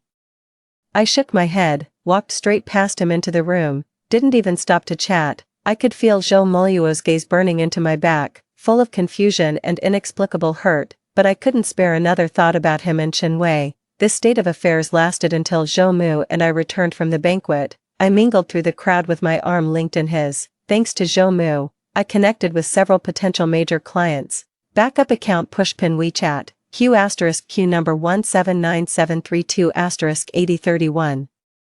Zhou introduced me by saying, this is my beloved. Others would compliment how well matched we were, and I'd just lean lightly against Zhou's shoulder with a shy smile. You two look so deeply in love. I just smiled. The moment we got in the car after the banquet, I immediately let go of Zhou's hand. He looked momentarily confused, his arm still frozen in the position where I'd been holding it. He froze in place, looking at me. Xiaojin, his voice trailed off when he saw my calm, indifferent expression. Exhausted, I leaned against the rear window. Why, won't you sit in the front seat anymore? Rubbing my temples, I gave a half-hearted reply, not sitting. We remained silent the whole way home. I changed my shoes and headed to my room. Xiaojin, is your insomnia any better? I answered without turning around, no. Then suddenly, someone grabbed my hand. Zhou's grip was vice-like, his fingertips trembling with the strain. Xiaojin, tell me.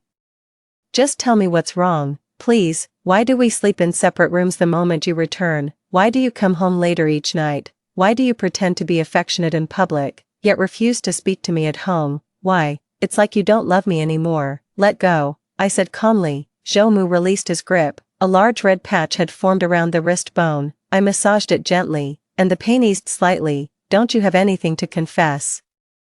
I met Mu's gaze from last week and shot back the question. I stared into his eyes for a long moment. For example, they say if you kiss someone you love during the first snow, you'll be happy forever. Zhou Mu's face turned deathly pale, his back slowly curling inward. After what felt like an eternity, he finally whispered, "You saw everything." Chen Wei picked the most conspicuous spot. It was impossible to miss. I forced a smile that looked more like a grimace. "Zhou Mu. That night when I was drunk, I told you I'd loved you for 10 years, when you finally held me and said you loved me. Was it the same feeling as 2 years ago, when you replied to that post saying you loved Chen Wei? It's different," he blurted out anxiously, trying to explain himself. I smiled, slammed the bedroom door shut, stopped listening to him. I stopped needing answers long ago. Zhou Mu, 19, I didn't divorce Zhou Muti. He's been treating me better, but also clinging to me more intensely. He makes breakfast before work, picks me up afterward, buys me flowers, my favorite treats, and all sorts of coveted gifts that require real effort to obtain. My colleagues would tease me, "Sis Jean, your husband adores you so much, what's your secret?" I'd just smile. Whenever Chen Wei called, he'd discreetly hang up. Chen Wei showed up unannounced one day, the same cafe as last time. Her previous composure was gone, with none of that arrogant provocation she'd shown me. "What did you do?" Chen Wei stared daggers at me, her knuckles turning white from gripping the cup. I took a sip of coffee and smiled at her. "I didn't do anything, just told him how much I used to love him." Owner's exclusive contact pushpin WeChat, QQ number 1797328031.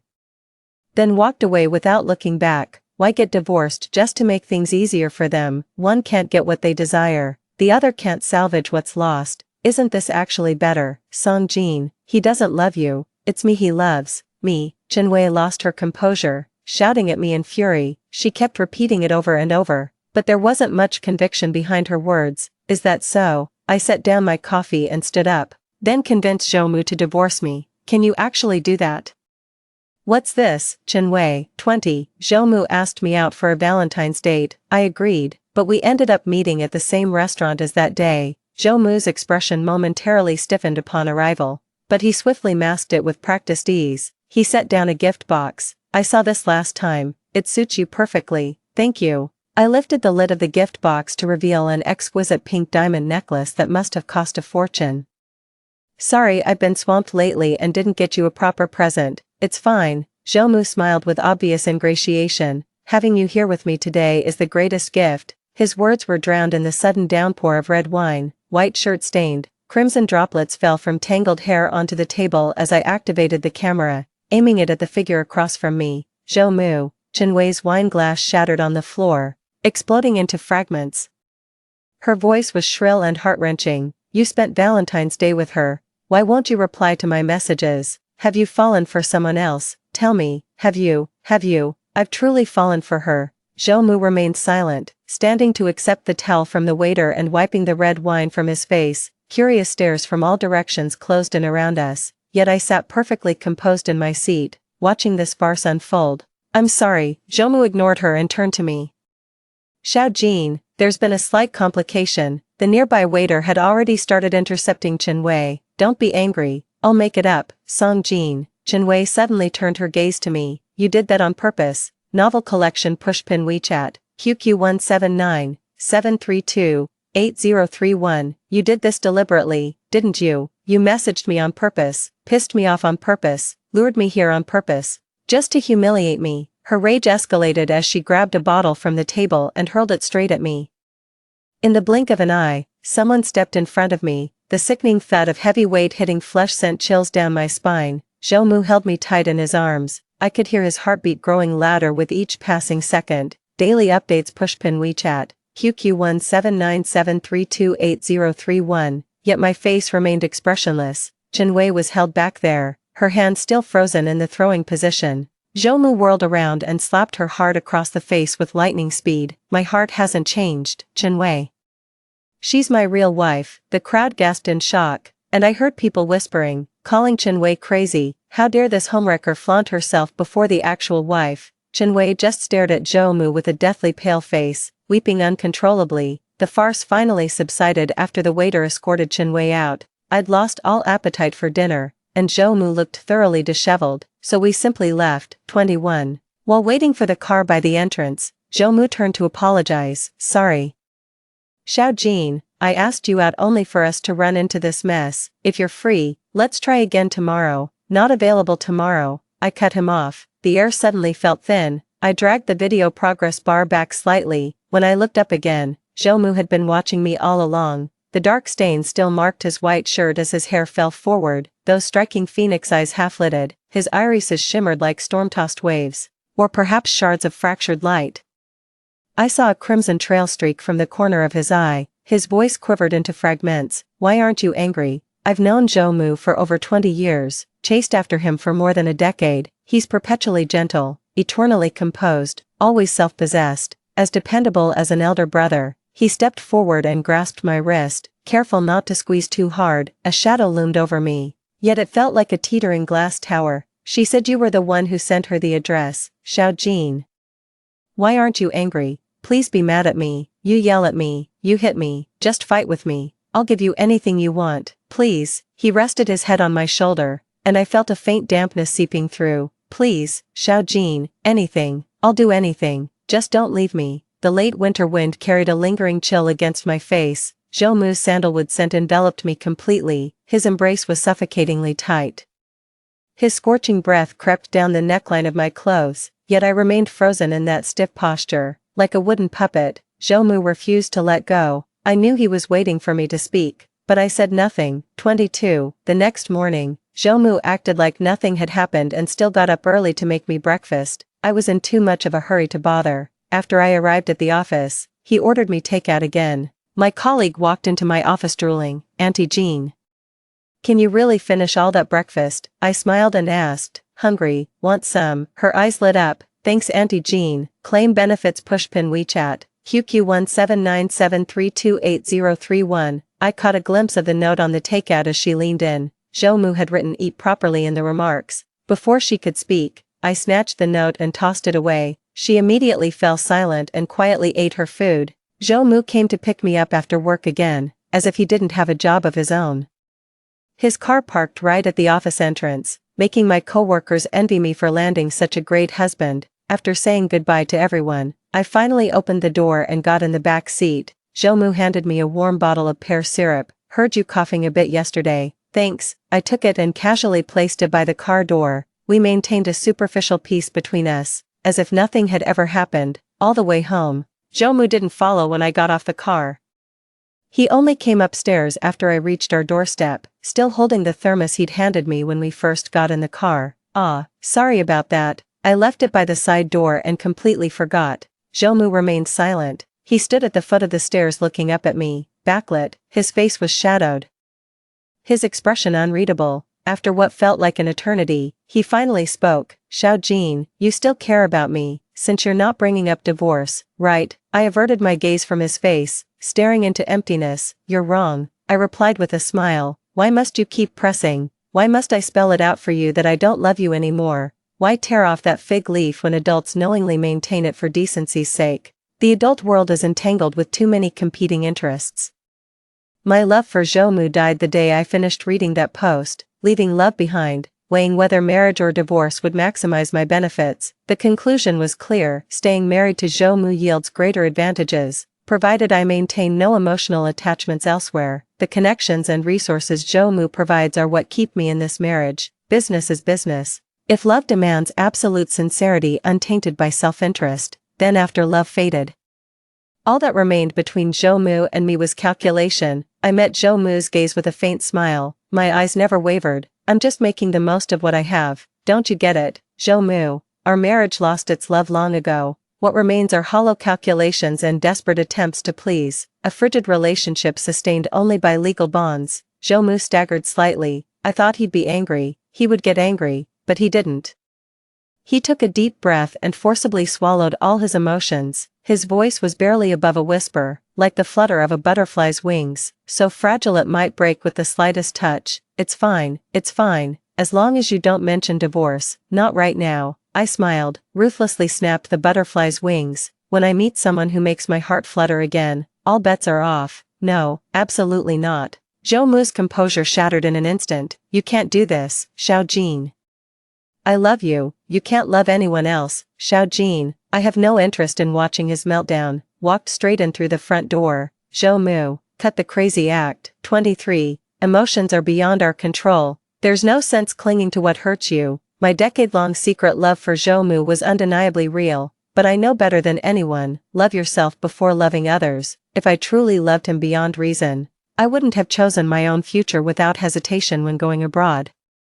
The path of love is rough, and stumbles are inevitable, yet I'll always have the courage to love again and the resolve to never look back, because I will always love myself most. Epilogue. Childhood sweethearts parted. Daily updates. Pushpin WeChat. QQ1797328*0*31. Zhou Mu called Song Jin in the throes of high fever. Call after call yielded only busy signals. Sorry. The number you dialed is currently engaged. He kept calling and hanging up, over and over. The line just wouldn't connect.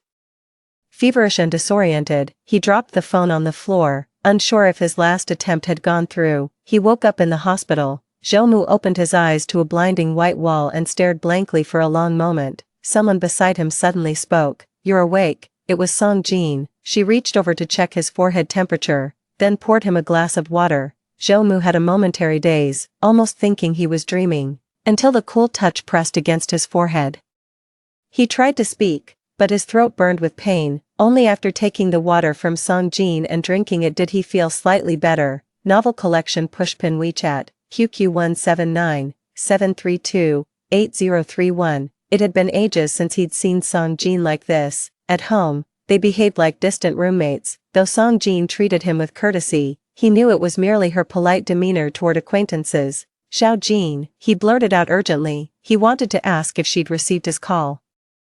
Was she the one who brought him to the hospital? Have you been keeping vigil by his bedside all this time? Before he could finish, Song Jin asked him, are you hungry? What would you like to eat? Pork rib soup. He did it on purpose. Once upon a time, Song Jin fell ill. He would make her pork rib soup. Later, Song Jin insisted on learning how to cook it, saying she'd take good care of him when he got sick. Unable to refuse, he taught her. He brought it up deliberately, trying to rekindle something. Song Jin's fingers kept tapping the screen as she nodded. I placed the order. Should be here soon. Zhou Mu froze momentarily. He was asking for too much. He actually thought she'd cook for him. Song Jin stood up. Just press the bedside bell if you need anything. Your meal will arrive shortly. Zhou Mu stared at her, momentarily dazed. Where are you headed? I've got a meeting this afternoon, so I'll head out first.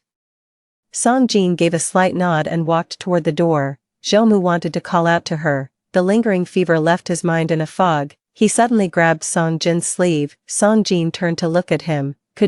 Will you stay with me? He knew he'd said the wrong thing when Song Jin's expression suddenly changed, yet she maintained her composure. I'm sorry, that meeting is crucial. What meeting could possibly be more important than a patient? He wanted to ask her. He wanted to say, you weren't like this before. He wanted to remind her. You promised you'd take good care of me. He wanted to say, but you promised, you swore, you loved me. Yet no words escaped his lips. The last shred of reason reminded him, he alone had destroyed it all. He let go. Sorry, go ahead. In the beginning, Zhou Mu thought it was enough that they hadn't divorced yet. As long as they remained married, he still had time to win Song Jin back. After all, she had loved him so deeply before. Later he realized his mistake. Song Jin rejected his overtures. To the outside world, they remained the picture of marital bliss, but behind closed doors, they were merely polite housemates. Zhou Mu's breakfasts for Song Jin always went uneaten. The occasional reciprocal gifts she gave seemed thoughtlessly chosen, devoid of any genuine sentiment. He told himself it didn't matter, that someday he'd finally win Song Jin's heart. Yet the more affection he showed, the icier her indifference became. 1. The journey back from banquets or parental visits was always Zhou Mu's most agonizing moment. That's when the emotional whiplash hit hardest. The beaming companion would abruptly release his hand, leaving only fading warmth in the crook of his arm. He'd actually fought about it before, breakdowns are never rare occurrences. He begged Song Jin to scold him, gripping her hand to slap himself, pleading with red-rimmed eyes for her resentment, but Song Jin remained silent. Withdrawing her hand from his grasp, with a soft sigh, she said, "Stop this nonsense." His gaze was calm. He looked like a criminal with nowhere to hide. He was being unreasonable from start to finish. It was at that moment he realized regret and sorrow were futile. Song Jin would never look back, so in the end, he still thought, as long as Song Jin didn't file for divorce, it would be enough, even if she was just using him, even if she was scheming against him, even if there was no love, none of it mattered. As long as she was willing to stay by his side, as long as she remained his wife in name, that'll do. Yet those words hung over Zhou Mu's head like the sword of Damocles. He never knew when the blade might fall, and he lived in constant dread of its descent, the one thing he could never, ever accept. She fell in love with someone else.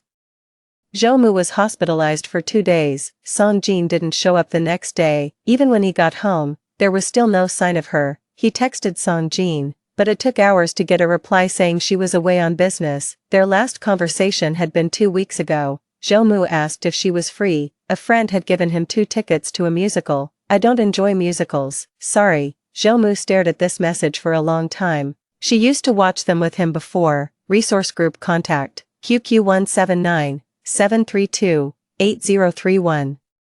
On their way back, Song Jin walked arm in arm with him, her steps light and cheerful. Zhou Mu smiled as he watched her. "I had such a wonderful time today, but it wasn't the musical that made her happy, it's about them being together." Zhou Mu typed and deleted repeatedly in the chat box before finally sending a message. "I've been discharged from the hospital." After some thought, it was recalled and changed to "Safe travels." There was no reply from the other end.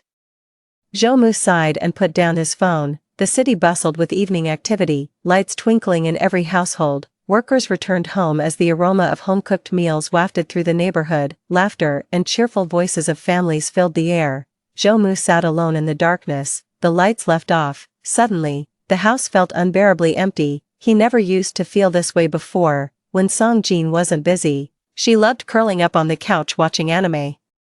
It seemed like a habit she'd picked up from living at his place. After she returned from abroad, he thought Song Jin seemed more mature, almost unfamiliar to him. Only later did I realize she hadn't changed at all. She still loves anime, still calls him Brother Mu, laughs heartily when happy, and is easily comforted when upset. Truth be told, Zhou Mu was delighted. At work, Song Jin is highly capable and exceptionally competent. Everyone praises her independence, but only he truly knows.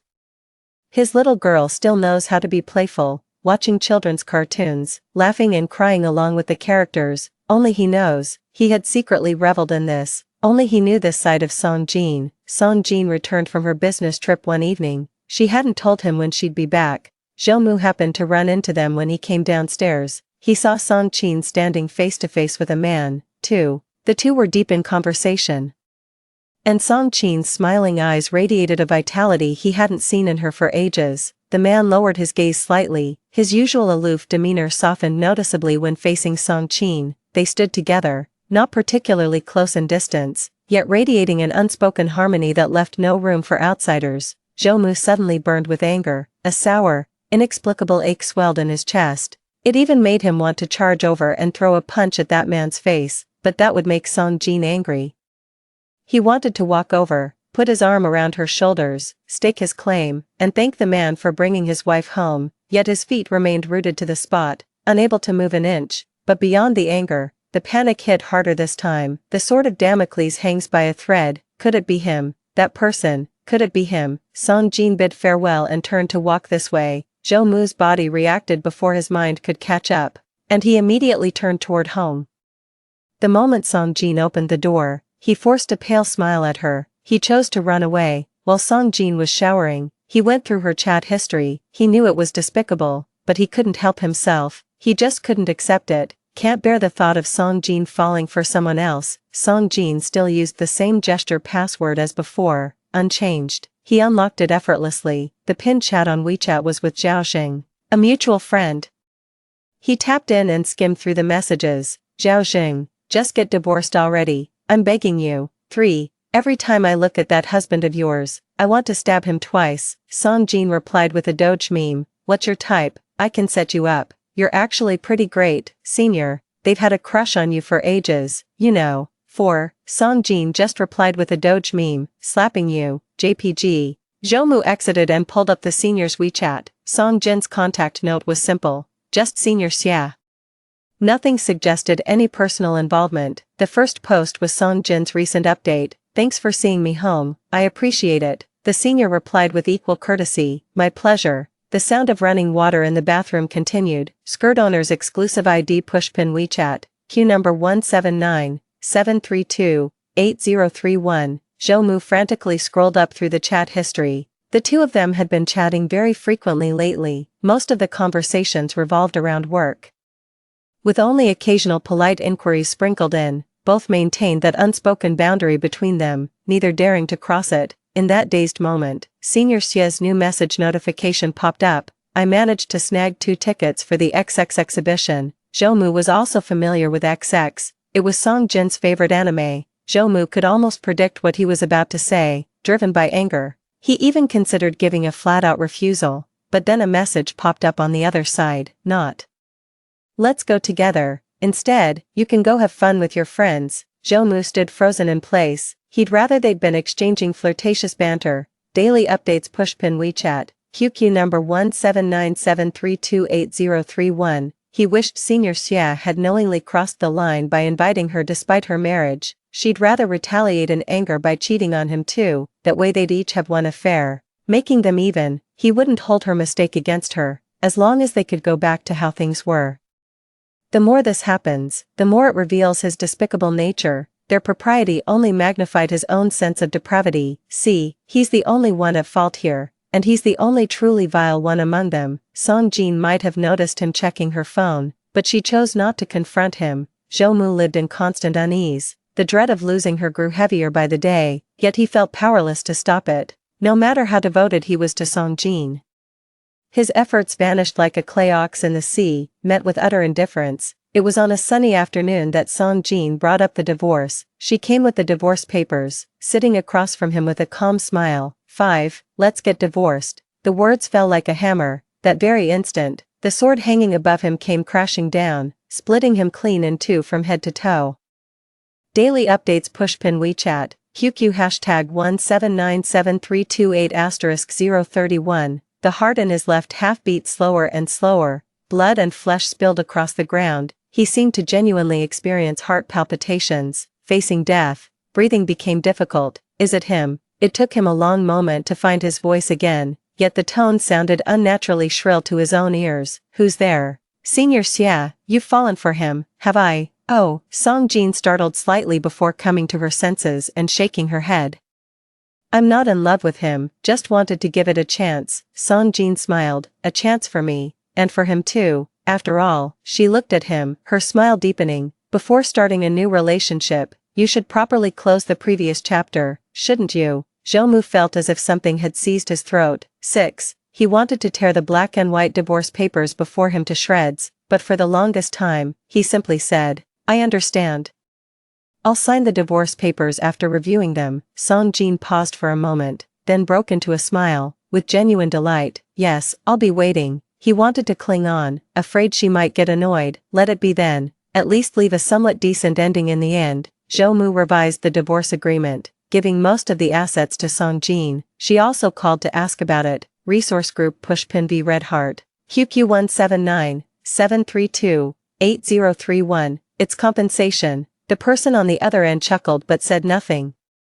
He lied to her. He just wanted to leave her with a good final impression when they parted ways, even though their relationship had already deteriorated beyond repair. On the day they got their divorce certificate, Songjin came alone and left alone. Standing at the doorway, Zhoumu asked her, need a ride? Songjin shook her head calmly. I'll walk. Xingxing's waiting for me. Zhoumu remained by the door, watching her figure grow smaller in the distance, until she vanished from sight.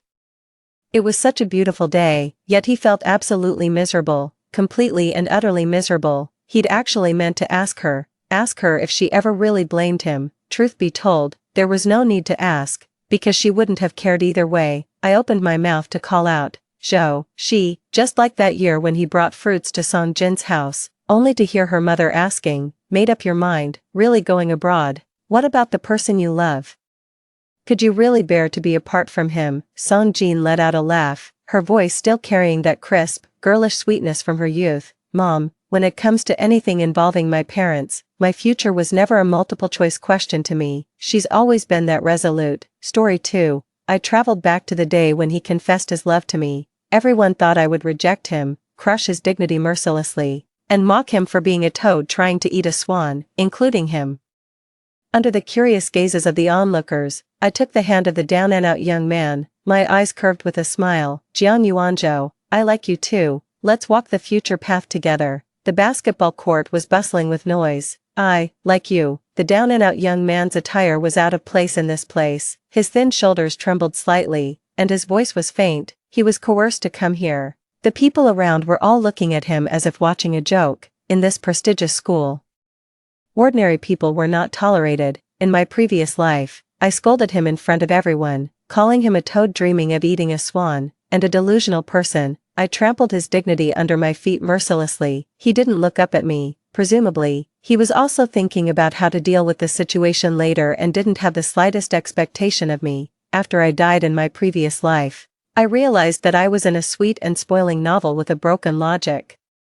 I was the vicious supporting female character who targeted the female lead everywhere and clung to the male lead like a piece of chewing gum. Jiang Yuanzhou was not the male lead, but the affectionate second male lead. He was just a supporting character like me. After being humiliated by me, because of a word of encouragement from the female lead, he later gave all his billions of wealth to the female lead and dedicated himself to her. However, although he stood on the female lead's side, he often showed mercy to me, giving me the opportunity to do stupid things again and again. The male lead, Gu Xing, also looked over. A casual three-point shot fell into the basket. Gu Xing and I were childhood sweethearts, and our families were both prominent families. Since I was a child, I knew that I was going to marry him in the future, but after the female lead, Bai Xiaoxiao, appeared, everything became strange. He gave the breakfast that he used to bring to me every day to Bai Xiaoxiao. He also gave the seat that he used to reserve for me to Bai Xiaoxiao. Xiaoxiao is different from you. Her family is in a difficult situation. As time went by, he also gave his heart to Bai Xiaoxiao. Gu Xing just glanced at Jiang Yuanzhou and didn't say anything. He didn't think that Jiang Yuanzhou would pose any threat to him. In the past, during the halftime break, I would always bring water to Gu Xing. This time was no exception, not receiving the water that was handed to him immediately. He wasn't impatient either. He just sat on the resting seat waiting for me, because I would always revolve around him. Those who are loved always feel fearless. With a mocking smile, he called my name, Su Zhaoyan. When did you start wasting time with someone like this? The embarrassment in Jiang Yuanzhou's eyes flashed by. His washed-out school uniform looked extremely down and out among a group of wealthy young men, but I took the initiative to hold his hand, my eyes curved with a smile.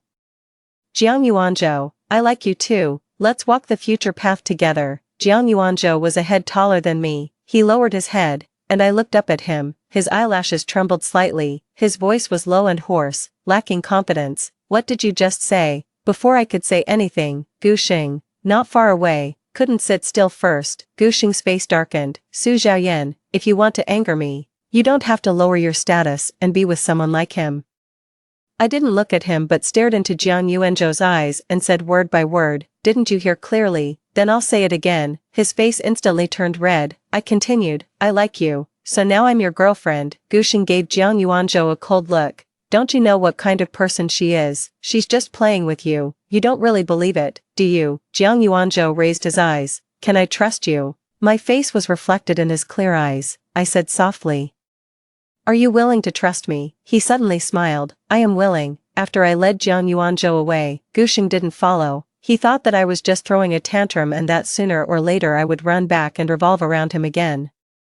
And I also knew that it was Gu Xing's good friend who deliberately tried to embarrass me today, to stand up for Bai Xiaoxiao. Gu Xing didn't know that the people he regarded as brothers all liked Bai Xiaoxiao to some extent. Seeing that there was no one around, I let go of Jiang Yuanzhou's hand. You played your part well. I smiled and teased him. Just now, his eyes almost made me believe that he had a crush on me. The affectionate second male lead couldn't possibly like me.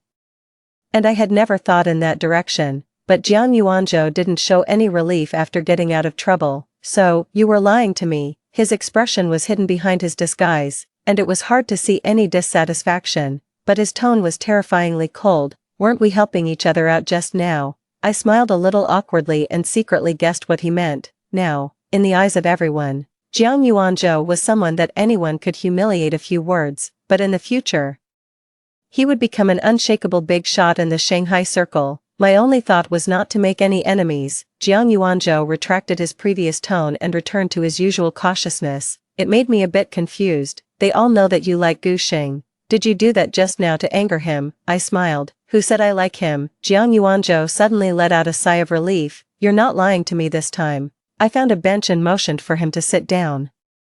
The way he sat upright was really far from the person who would later make waves in Shanghai. Who could have imagined it? I thought for a moment and asked him, did I bring you any trouble? Here, going against Gu Xing was not a good thing. He frowned. No. I patted him on the shoulder, and his eyes trembled. He turned his head to the side, seemingly shy. Don't be afraid, I'll help you. He might not believe me, after all. Because of the previous incidents of competing with Bai Xiaoxiao for Gu Xing, my reputation as an arrogant and overbearing person had spread far and wide. Now, I was no longer controlled by the plot. Standing outside of it, things were much clearer. Jiang Yuanzhou turned to look at me. I showed a toothy smile and said gently, it seems you didn't understand again. I'll protect you in the future. In order not to create a powerful enemy for myself, I decided to win him over. The tips of his ears turned red, and he nodded in response to my gaze. It seemed that Jiang Yuanzhou was really easy to deceive when he was young, even a bit cute. The next day at school, it happened to be a golf class. I didn't see Jiang Yuanzhou among the students in the class. There was some movement in the men's restroom on the west side of the teaching building. After a sound of struggling, suddenly a heavy object fell to the ground, and a burst of laughter rang out.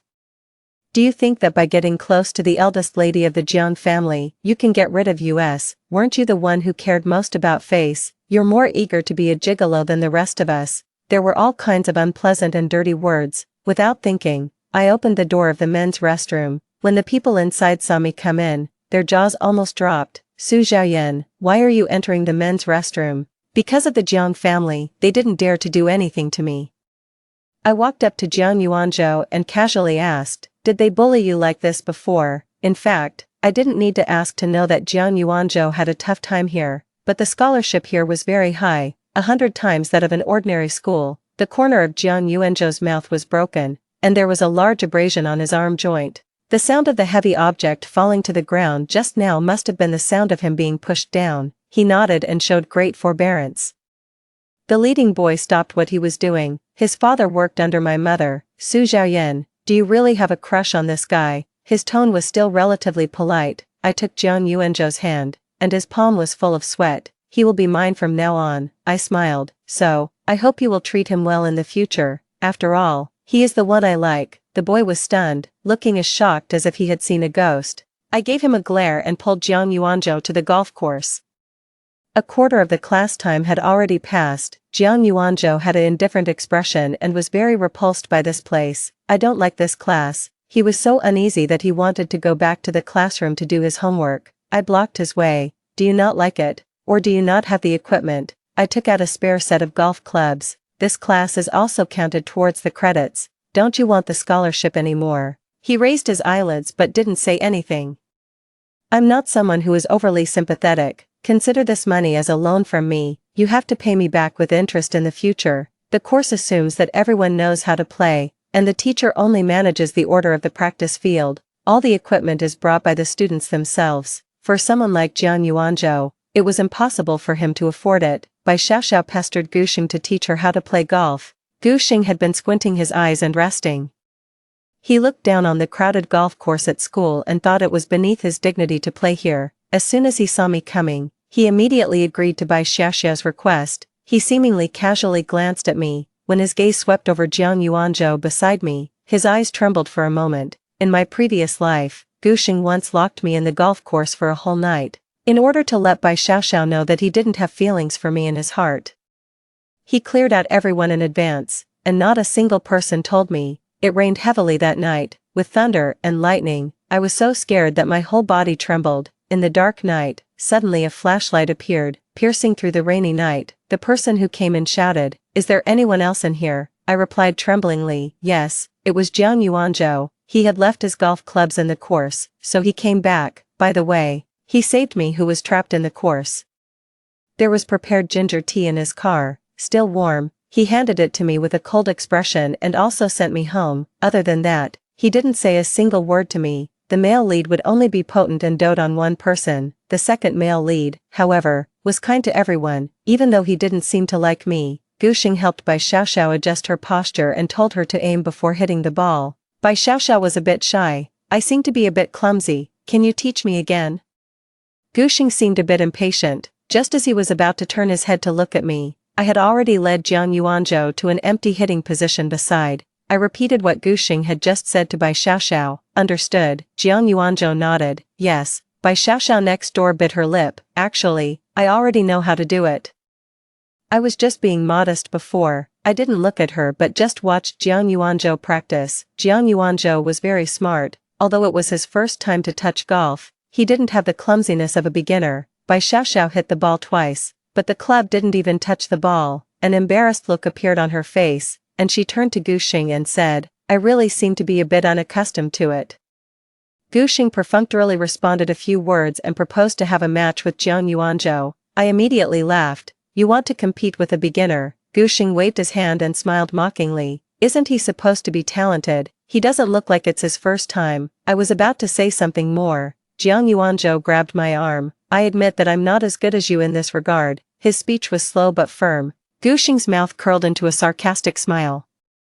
You're admitting defeat just like that. But Bai Xiaoxiao ran over and tugged at the corner of Gu Xing's clothes. Forget it. Why don't you two make up today? She looked so aggrieved, like a little white flower swaying in the wind. It seemed that today's matter was all because of her. The classmates beside jeered. It looks like one man is competing for two women. They couldn't wait to fan the flames even more. In addition, the news that Bai Xiaoxiao had been adopted by my family had already spread. She was now my adopted sister. The whispers around me reached my ears. Jiang Yuanzhou confessed his love to Su Xiaoyan yesterday. Could he be trying to create a distraction and attract Bai Xiaoxiao's attention? After all, the elder sister seems to be more in need of protection. With Su Xiaoyan's domineering appearance, do you think he can handle her? That must be the case. A bunch of mediocre people. Jiang Yuanzhou's voice was still as clear as the sound in a valley. Gu Xing's competitive spirit was completely aroused. He, the only son of the Gu family, when had it ever been someone else's turn to compete with him? He said indifferently that he could compete in anything, such as basketball. Jiang Yuanzhou actually agreed. I lowered my voice and asked him. He clearly used the provocation. Why did you fall for it? Jiang Yuanzhou's expression remained the same, even if I avoid it this time. He will still find trouble with me next time. Next time, I'll be here. I turned around and happened to meet his gaze. Suddenly, the atmosphere became a bit delicate. The class bell rang for a full minute, deafeningly loud. During this time, I saw his lips move, but I didn't hear a single word clearly. After the bell stopped, I was about to ask him. He averted his gaze, cleared his throat, and looked in Gu Xing's direction. You can set the time. The gentle breeze brushed across his face, and his eyes were more dazzling than the sunlight. Bai Xiaoxiao seemed to have been wronged somehow. Her eyes were red, and when she saw me, she directly hid back in the classroom. The passing classmates thought that I had bullied her, but because I was the eldest lady of the Su family, they only dared to talk about it in private. I've always been uninterested in such things. Just as I was about to leave, someone bumped straight into me. He was out of breath, as if he had something urgent to tell me. At a distance of one step, I finally saw his face clearly. It was Li Weiwei, my good friend. In the novel, she was usually called the little follower of the vicious supporting female character. She was out of breath as she told me that she had just avenged me and mocked Bai Xiaoxiao a few words. She was a bit proud of herself, but I remembered her ending. After I died, she went to question Gu Xing about what he had done to me.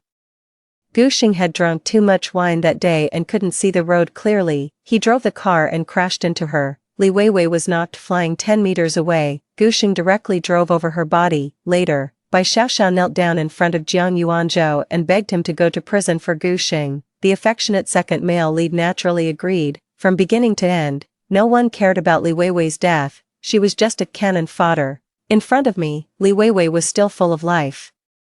When she saw the tears in my eyes, she was suddenly stunned on the spot. Xiaoyan, why are you crying? I was about to speak, but she excitedly motioned for me to look behind me. It was Gushing being surrounded by a group of people. There was a distance of 5 steps between us. In the past, I would also have been one of the people surrounding him, but at this moment, I naturally turned back and didn't look at him again. Li Weiwei was a bit surprised. Xiaoyan, go over quickly, otherwise he'll be snatched away by that little bitch by Xiao Xiao. I shook my head, put my hand on the corridor railing, and looked into the distance. I'm not interested anymore. Is it because of that little? She was filled with indignation. I interrupted her. Why should I like someone who doesn't like me? Li Weiwei was taken aback, then smiled at me. Well then, out with the old and in with the new. I don't think Gushing is all that great either. As if she remembered something, she leaned close to me and asked in a low voice, they say you like Jiang Yuanzhou, is that true? I was startled and also shook my head. No, but I have a bit of a favorable impression. I was about to continue when Jiang Yuanzhou's figure came into my sight. He didn't say anything, just looked at me.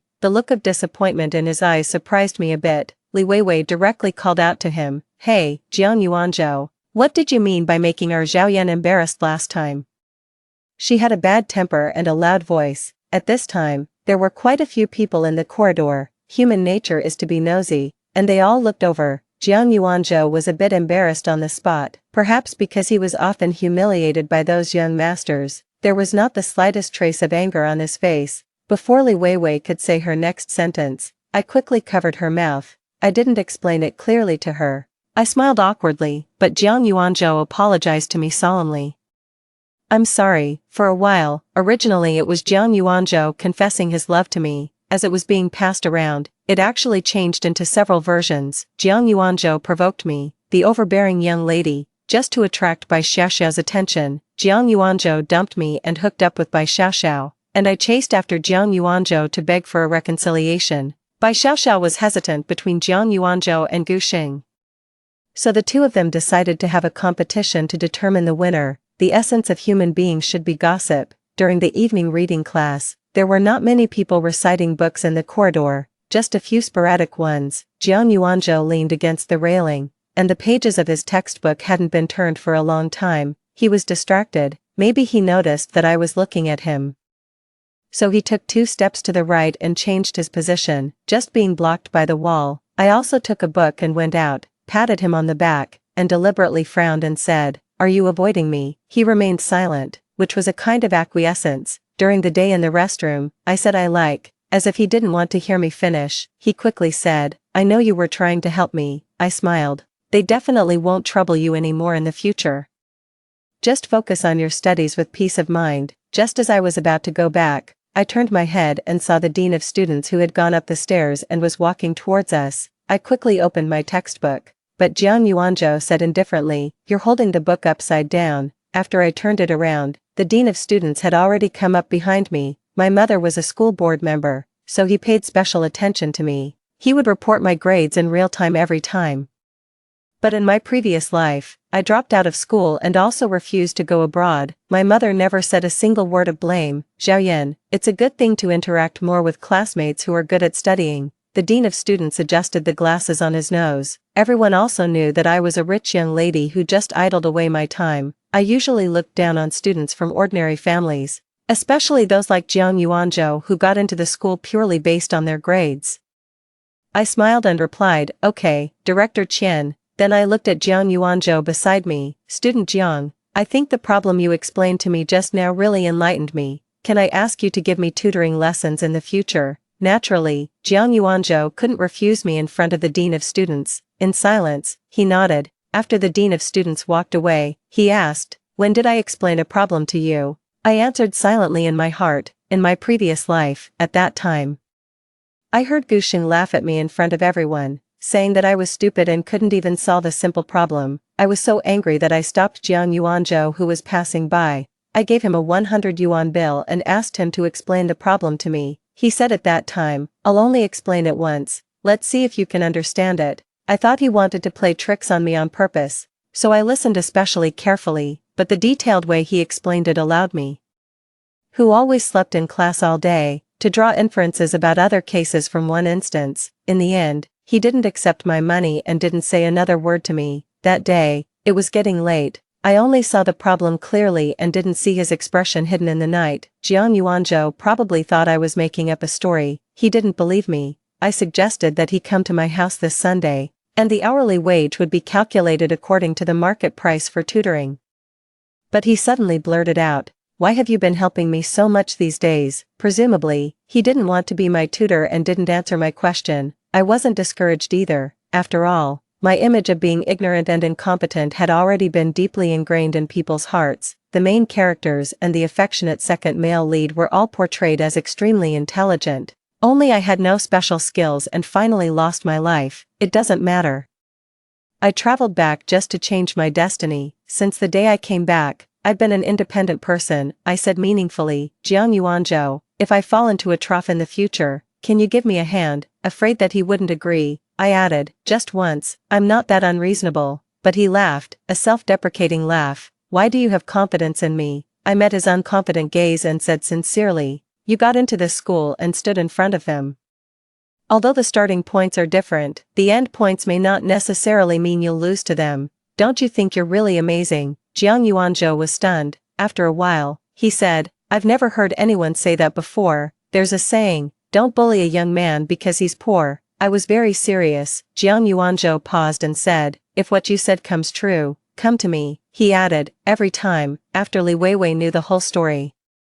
She planned to go and apologize to Jiang Yuanzhou. I let out a long sigh. It's better to find Bai Xiaoxiao first. Why? Li Weiwei was almost so excited that she jumped onto the table. I almost couldn't hold her back. Why? I knew that later, the boy who had a crush on Bai Xiaoxiao beside Gu Xing, because of today's incident, found a few hooligans to stop Li Weiwei on her way home. Li Weiwei didn't tell me exactly what happened that day, but it took her about 2 years to regain her hope in life.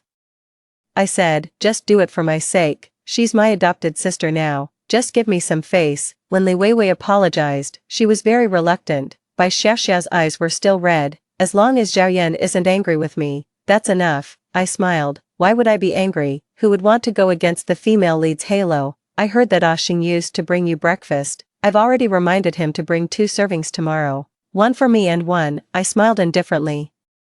It's like I can't afford to eat. Thank you for your kindness. In the evening, Bai Xiaoxiao said that the water in her shower room couldn't come out and knocked on my door. I opened the door but didn't let her in. Find someone else. I can't fix it either. I spread my hands and told the truth. Seeing that it was useless to ask me, her weak and boneless body turned around shakily and went down the stairs. She went to find Zhao Jianqing. Less than 10 minutes later, my door was knocked again.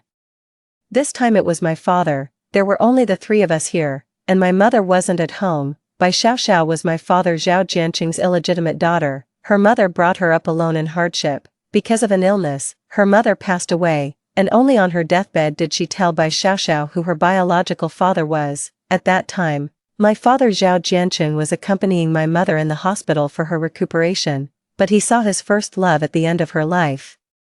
Comparing the VIP ward where my mother lived, which had an independent living room, spacious and bright, the place where Bai Xiaoxiao's mother lived was cramped, crowded, and noisy, he felt even more sorry for Bai Xiaoxiao, the daughter of his first love, and increasingly thought that it was all my mother's fault, that she had blocked the happiness of their family. But he forgot who was the one who had tried so hard to become a son-in-law of the Su family at that time.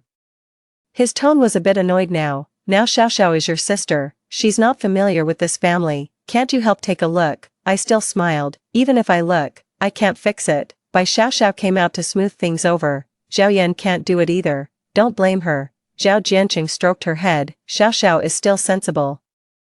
Zhao Yan, you should learn from her. I neither nodded nor shook my head. I just thought the scene of their father-daughter affection was very funny. Thinking of the several bugging devices that Zhao Jianqing installed in Bai Xiaoxiao's room, I couldn't help but wonder how funny her expression would be when she found out. Thinking carefully, it seemed that she wouldn't be surprised. Bai Xiaoxiao was immersed in the love and favor from others. Whether it was the love from Zhao Jianqing or the male lead Gu Xing, she accepted it all and enjoyed it. When she lost it, she would panic and use her weakness to win the other person back. On the golf course, she could learn at once, but she showed weakness to Gu Xing to retain him. The sound of rushing water came from Bai Xiaoxiao's shower room. It was fixed. Bai Xiaoxiao let out an exclamation. Daddy still loves me the most, obviously. She could fix it in my previous life. But I wasn't surprised at all. Jiang Yuanzhou arrived at my doorstep at the agreed time. Seeing Jiang Yuanzhou pacing back and forth on the surveillance screen, I couldn't help laughing. I immediately asked Aunt Wang to go and pick him up to prevent him from getting lost in the yard. When Jiang Yuanzhou appeared, Bai Xiaoxiao was just about to go out. She greeted Jiang Yuanzhou. "Don't look at Jiayan's bad temper. She's actually a nice person." Jiang Yuanzhou still had that indifferent look towards everyone. "She has a good temper." Bai Xiaoxiao went downstairs awkwardly, and a lively sound came from downstairs. It was my mother who came back. Zhao Jianqing was also there, always following my mother, leaving me with no chance to interject. My mother brought a gift for both me and Bai Xiaoxiao. When she saw Jiang Yuanzhou greeted her politely. My mother smiled meaningfully. "Young man, you're good-looking."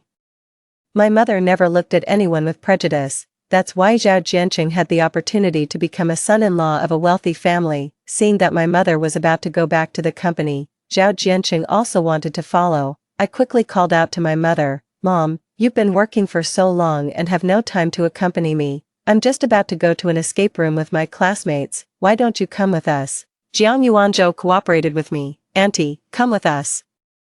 Zhao Jianqing suggested that he also go. A trace of defensiveness flashed in his eyes, probably to prevent me from having a private conversation with my mother. In my previous life, he had always sowed discord between me and my mother. My mother also thought that the future of the Jiang Corporation couldn't be handed over to me. She would always love me, but she almost handed over all the company's equity to Zhao Jianqing. In the escape room, when the skeleton prop popped out, I was quick and pulled my mother into the door on the left. Jiang Yuanzhou, as I told him, pulled Zhao Jianqing into another door to buy me some time. My mother was still in shock and patted her chest. I hugged her and cried, "Mom, I had a dream last night." I told her about what happened in my previous life, including the secret that Bai Xiaoxiao was Zhao Jianqing's illegitimate daughter. My mother's reaction was exactly the same as in my previous life. However, at that time, I directly showed her the paternity test, but my mother insisted that it was forged by me. She trusted Zhao Jianqing a lot, much more than she trusted me. The plot of this sweet and spoiling novel with a broken logic was as consistent as ever. Before she met Zhao Jianqing, she was a capable and decisive female elite. After marrying him, she became a clingy little woman, just like Bai Xiaoxiao. When she met the main male characters in the plot, she would become so weak that she couldn't take care of herself. My mother didn't believe my words but promised me that she wouldn't tell anyone. She didn't want to destroy the harmony of the family, but the seed of doubt was planted. I didn't gain nothing either.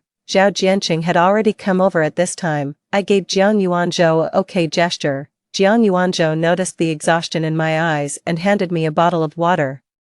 My mother answered a phone call and quickly called Zhao Jianqing and went back to the company. But Jiang Yuanzhou didn't leave. "You'd better go home first." I had no energy left, and the helplessness of not being believed by my family deeply enveloped me. "You're in a bad state." He sat beside me, with an arm's distance between us. While I was in a daze, he came back with an ice cream cone. When I was unhappy before, my mother would always buy me one. Seeing his serious expression, I stopped crying and laughed. "This is the first time I've seen you talk so much." He was a bit unnatural. My mother used to say the same thing. I sighed. "Auntie must be a very nice person, right? I also want to meet such a nice person." His tone was still as plain as boiled water. "She passed away." I was stunned. And then I said, "Then you're living with your father now. He must also be a very nice person to have raised you so well." "He's also passed away." He seemed to be talking about someone else's business, as calm as still water, but the more he was like this, the greater the pain in his heart must be. There's a sentence in The Seventh Day that says the departure of a loved one is not a sudden downpour but a long-lasting dampness in this life. I suddenly remembered, during the time after I died, when my soul was wandering in the air, I once saw him attend my funeral, and his expression was just as calm. In order to make my mother trust me again, I immersed myself in my studies, wanting her to know that I wasn't completely useless. Jiang Yuanzhou gave me all his previous notes. Seeing how hard I was working now, he wasn't surprised at all. He took the initiative to explain the knowledge points that I didn't understand in a more accessible way. In the last final exam, I was ranked 490th in the grade. There were a total of more than 500 students. I was really bad before. When this time's grades came out, I had advanced 300 places. Jiang Yuanzhou was first, Guxing was second, and Bai Xiaoxiao was fifth. I was about to go find Jiang Yuanzhou, but Bai Xiaoxiao stopped me in front of the ranking list, looking aggrieved. Xiaoyan, I know you don't like me, but I can also give you tutoring lessons. I frowned. You've even regressed yourself. You'd better take care of yourself first. Previously, before she met Gu Xing, she was at least always second in exams. She persistently chased after me and asked.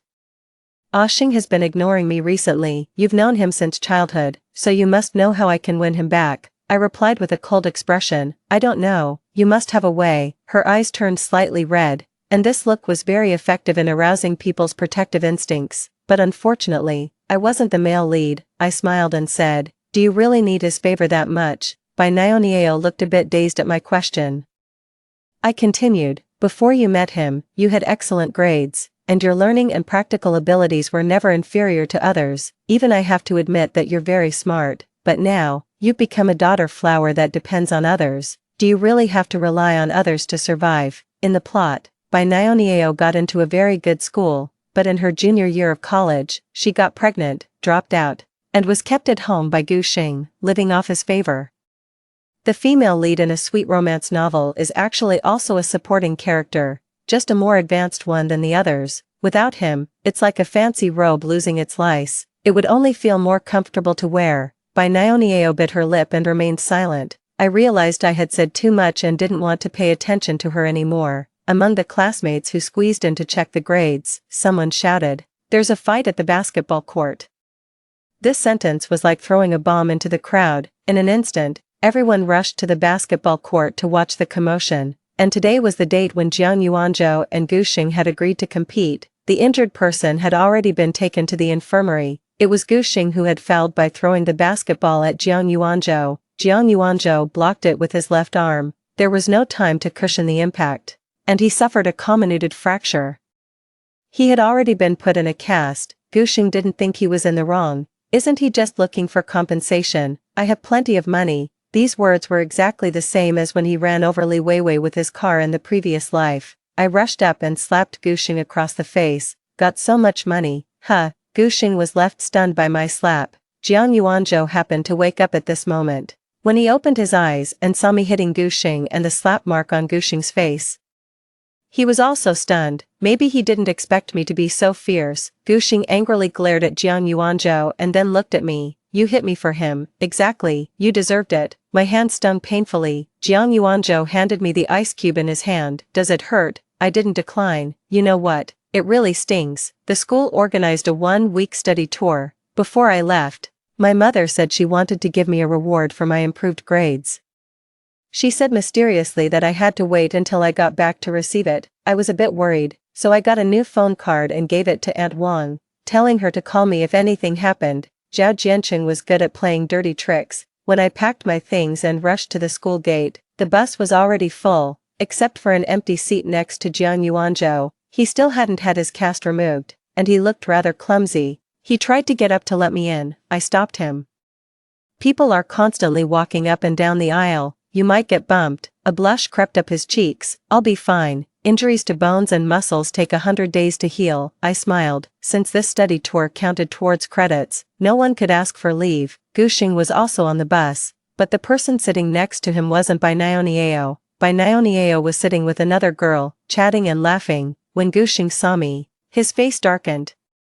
He couldn't help but call out to Bai Niao, but she ignored him. Furious, Gu Xing kicked the seat in front of him, but his foot got stuck. It took him a long time to pull it out, and his shoe was even pulled off. Jiang Yuanzhou sat quietly beside me and somehow fell asleep. His head uncontrollably leaned towards me and rested on my shoulder. I didn't want to disturb him at first, but he woke up on his own. When he woke up and saw that his head was on my shoulder, he immediately sat up straight. I'm sorry, I shook my head with a smile. You should say, thank you. Li Weiwei, who was sitting in front of us, suddenly leaned over with a mischievous smile. You little rascal, taking advantage of our Xiaoyan. Jiang Yuanzhou's eyes were clear, and his face turned red. I slapped Li Weiwei. Stop talking nonsense. Li Weiwei didn't let him off. Xiaoyan loves SpongeBob SquarePants the most. Her birthday is coming up. Thank me quickly, or you'll have to rack your brains. Jiang Yuanzhou really only said 3 words. Thank you. She's just kidding. Don't take it seriously. I knew Jiang Yuanzhou was in a difficult situation and never really expected him to prepare a birthday gift for me. But he asked, when exactly is it? I waved my hand. It's just a birthday. I usually only celebrate it with my family. His expression turned a bit dejected. Okay, I said, don't forget that promise. Consider it my birthday gift, it's very important to me. I won't forget. Jian Yuanzhou, I called him. He always responded to me immediately, even if he didn't know what to say. You're really nice. He was taken aback for a moment. You are too, very nice. Halfway through the study tour, the teacher in charge suddenly came to me. She said that my mother had passed away. She and Zhao Jianqing had gone on a trip to the mountains and accidentally fell off a cliff. It was exactly the same as when I fell off a building in my previous life. That was my mother. Yet I was the last one to know the news. I immediately booked a flight back. When I arrived home, my mother's body had already been cremated. Zhao Jianqing's eyes were puffy, and everyone who came to my mother's funeral told him to mourn her loss. He was being hypocritical. I directly grabbed his collar. How did my mother die? The people around me rebuked me, saying that Zhao Jianqing was just as heartbroken as I was over the loss of his wife. And that I had been spoiled rotten by my mother for treating my father this way. Zhao Jianqing's act was flawless. In the eyes of others, he was still a good father and a good husband, only I knew how hypocritical and disgusting he was. At this point, all the shares under my mother's name had been transferred to his. I didn't know how he had coaxed my mother into signing the share transfer papers. Su Enterprises was now completely his. Jiang Yuanzhou came back with me. Amidst the accusations of my unfilial behavior, he pulled me out of the morning hall. I didn't know how I walked out. It felt like I was still living in a dream. My mother was gone, much earlier than in my previous life. My mind was in a mess. I'm sure my mother was killed by him, but in the eyes of everyone else, I was just a willful, arrogant, and spoiled rich girl. But I have no evidence. Aunt Wang had also been fired. From beginning to end, that new phone number never called me, presumably. She had been bribed by Zhao Jianqing. Next, Zhao Jianqing would hire someone to kill me. It felt like all my fighting spirit disappeared in an instant. Everything had seemed to be getting better. Let's find the evidence. I'll be with you. Jiang Yuanzhou's words gave me a glimmer of hope in the midst of my despair. If I just gave up and wallowed in grief, I would be letting my mother down. These days, I always felt like I was being followed. No need to guess. It was the people sent by Zhao Jianqing. As long as he used the same old tricks, he would have no more threats. When I turned around, I saw Gu Xing. In the previous life, he had instructed Zhao Jianqing. In this life, Zhao Jianqing also seemed to have gained his own consciousness. An idea came to me, and I led Gu Xing to the unfinished building where I died in the previous life. This place was remote, and hardly anyone ever came here. Gu Xing said he already knew he was the male lead in this world. He roared hysterically, asking why we all wanted to leave him. Unexpectedly, he accidentally pushed me off the 10th floor. He was afraid of heights and didn't dare to look down. What's more, after killing someone with his own hands, he fled the unfinished building in a panic. This scene was seen by the person hired by Zhao Jianqing, who called Zhao Jianqing, saying that the task was completed and asking for the final payment. I grabbed the pre-prepared climbing rope and used it to jump into the 9th floor. I watched Gu Xing flee in terror, as if he had seen a ghost, and drive away quickly. When I left, it suddenly started to rain heavily, as if it wanted to wash away all the traces. The plot also seemed to be acquiescing to my disappearance. I smiled mockingly. From now on, I would only live well. When I knocked on Jiang Yuanzhou's door, he looked extremely surprised. I was soaking wet, like a water ghost who had just climbed out of the river, with water still dripping from my hair. Jiang Yuanzhou, can you take me in? I forced a pale smile. He didn't say yes or no, just replied, okay. He found one of his T-shirts, probably worried that I would dislike it. He said, it's new. Jiang Yuanzhou was much taller than me. After I took a shower, the T-shirt hung loosely on me, looking a bit like a child wearing an adult's clothes. There was only one bedroom in Jiang Yuanzhou's house, and he lived alone. He had already changed the bed sheets. When he saw me standing at the door, he stopped what he was doing. There was an awkward silence between us. He was embarrassed, and I wasn't much better. I spoke first. I've changed the bed sheets. You can stay in the bedroom from now on. I felt a bit at a loss. Then where will you sleep? He was even more flustered than me. There's a fold-out bed in the living room.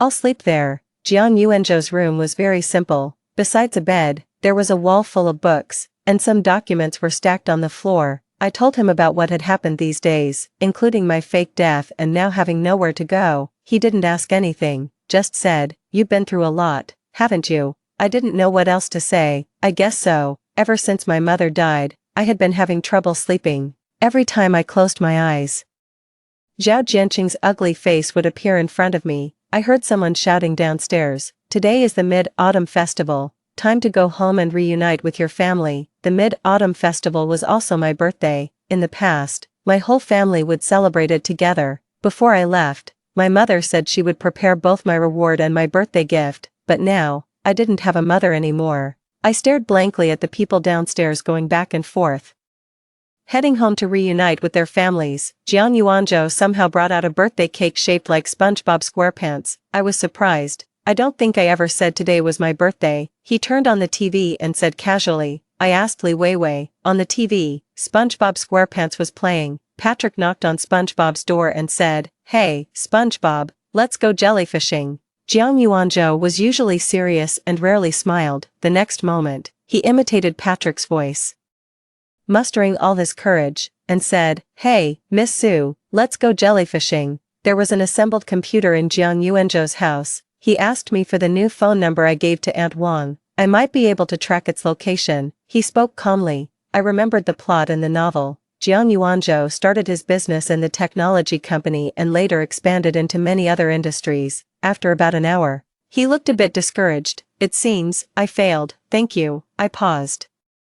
"You've already helped me a lot." He brought me news from school. Sure enough, Zhao Jianqing assumed I was dead, and the school had already completed the procedures for my suspension. He told others that his daughter was just a troublemaker and must be resentful towards him, so she didn't want to come home. I clenched my fists. This murderer. The day before yesterday, I dreamt of my mother again. She didn't say anything, just waved at me from a distance. Outside the window, the sun was setting, and the sunset was a fiery red, just like the background when she left last night. Jiang Yuanzhou, I miss my mom. I couldn't stop the tears from flowing. When I left home, I didn't take anything with me, not a single thing that belonged to her. Jiang Yuanzhou tried his best to comfort me. "Me too," he added. "When my mom first passed away, I told myself that she would come back after I took a nap." He gently closed the bedroom door as he left. I closed my eyes. Take a nap. After a nap, Mom will come back. Jiang Yuanzhou spent a whole week continuously trying to find the IP address of the phone card,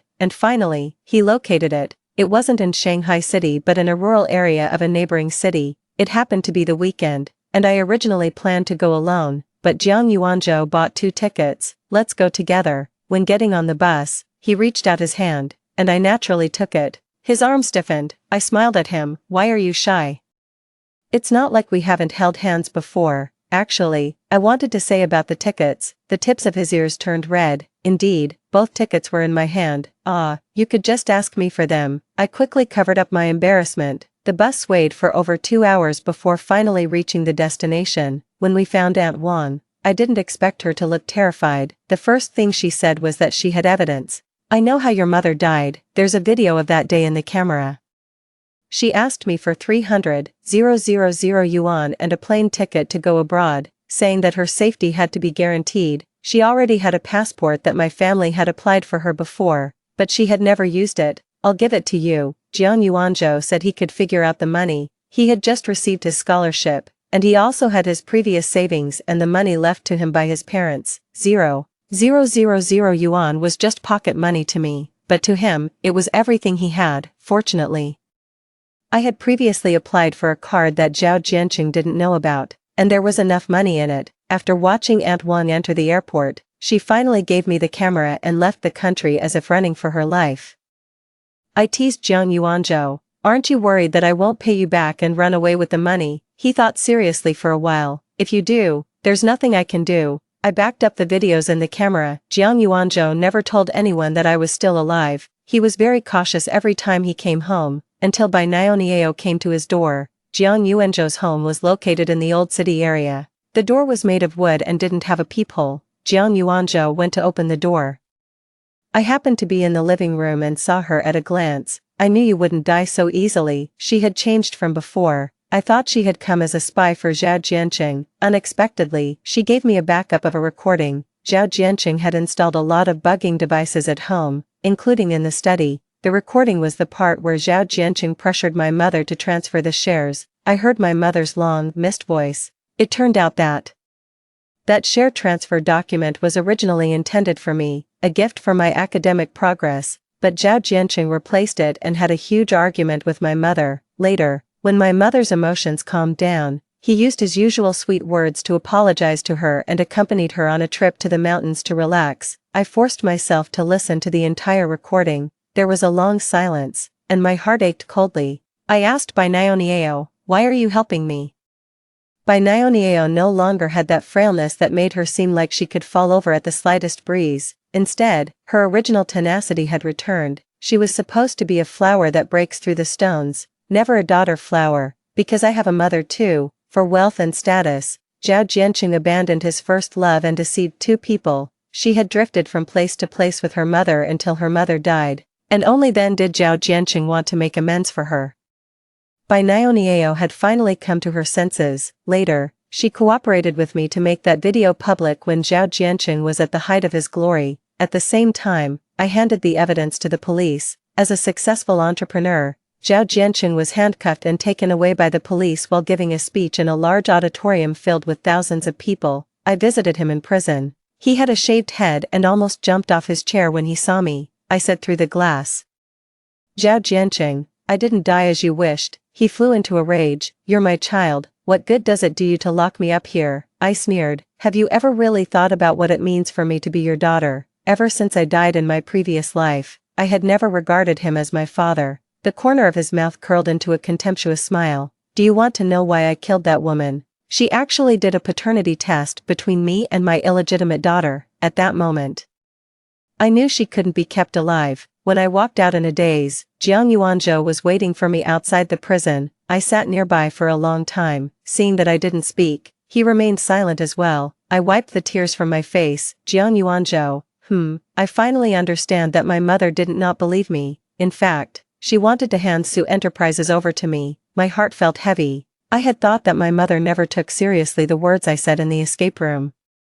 She had her doubts and vigilance. It was just that Zhao Jianqing was too vicious, only caring about his own interests and disregarding human ethics and the law. The day I went back to school to complete the re-enrollment procedures, someone next to me was going through the procedure of quitting school. I noticed the applicant's name, Gu Xing. After asking around, I learned that Gu Xing had gone crazy since the day he pushed me off the building.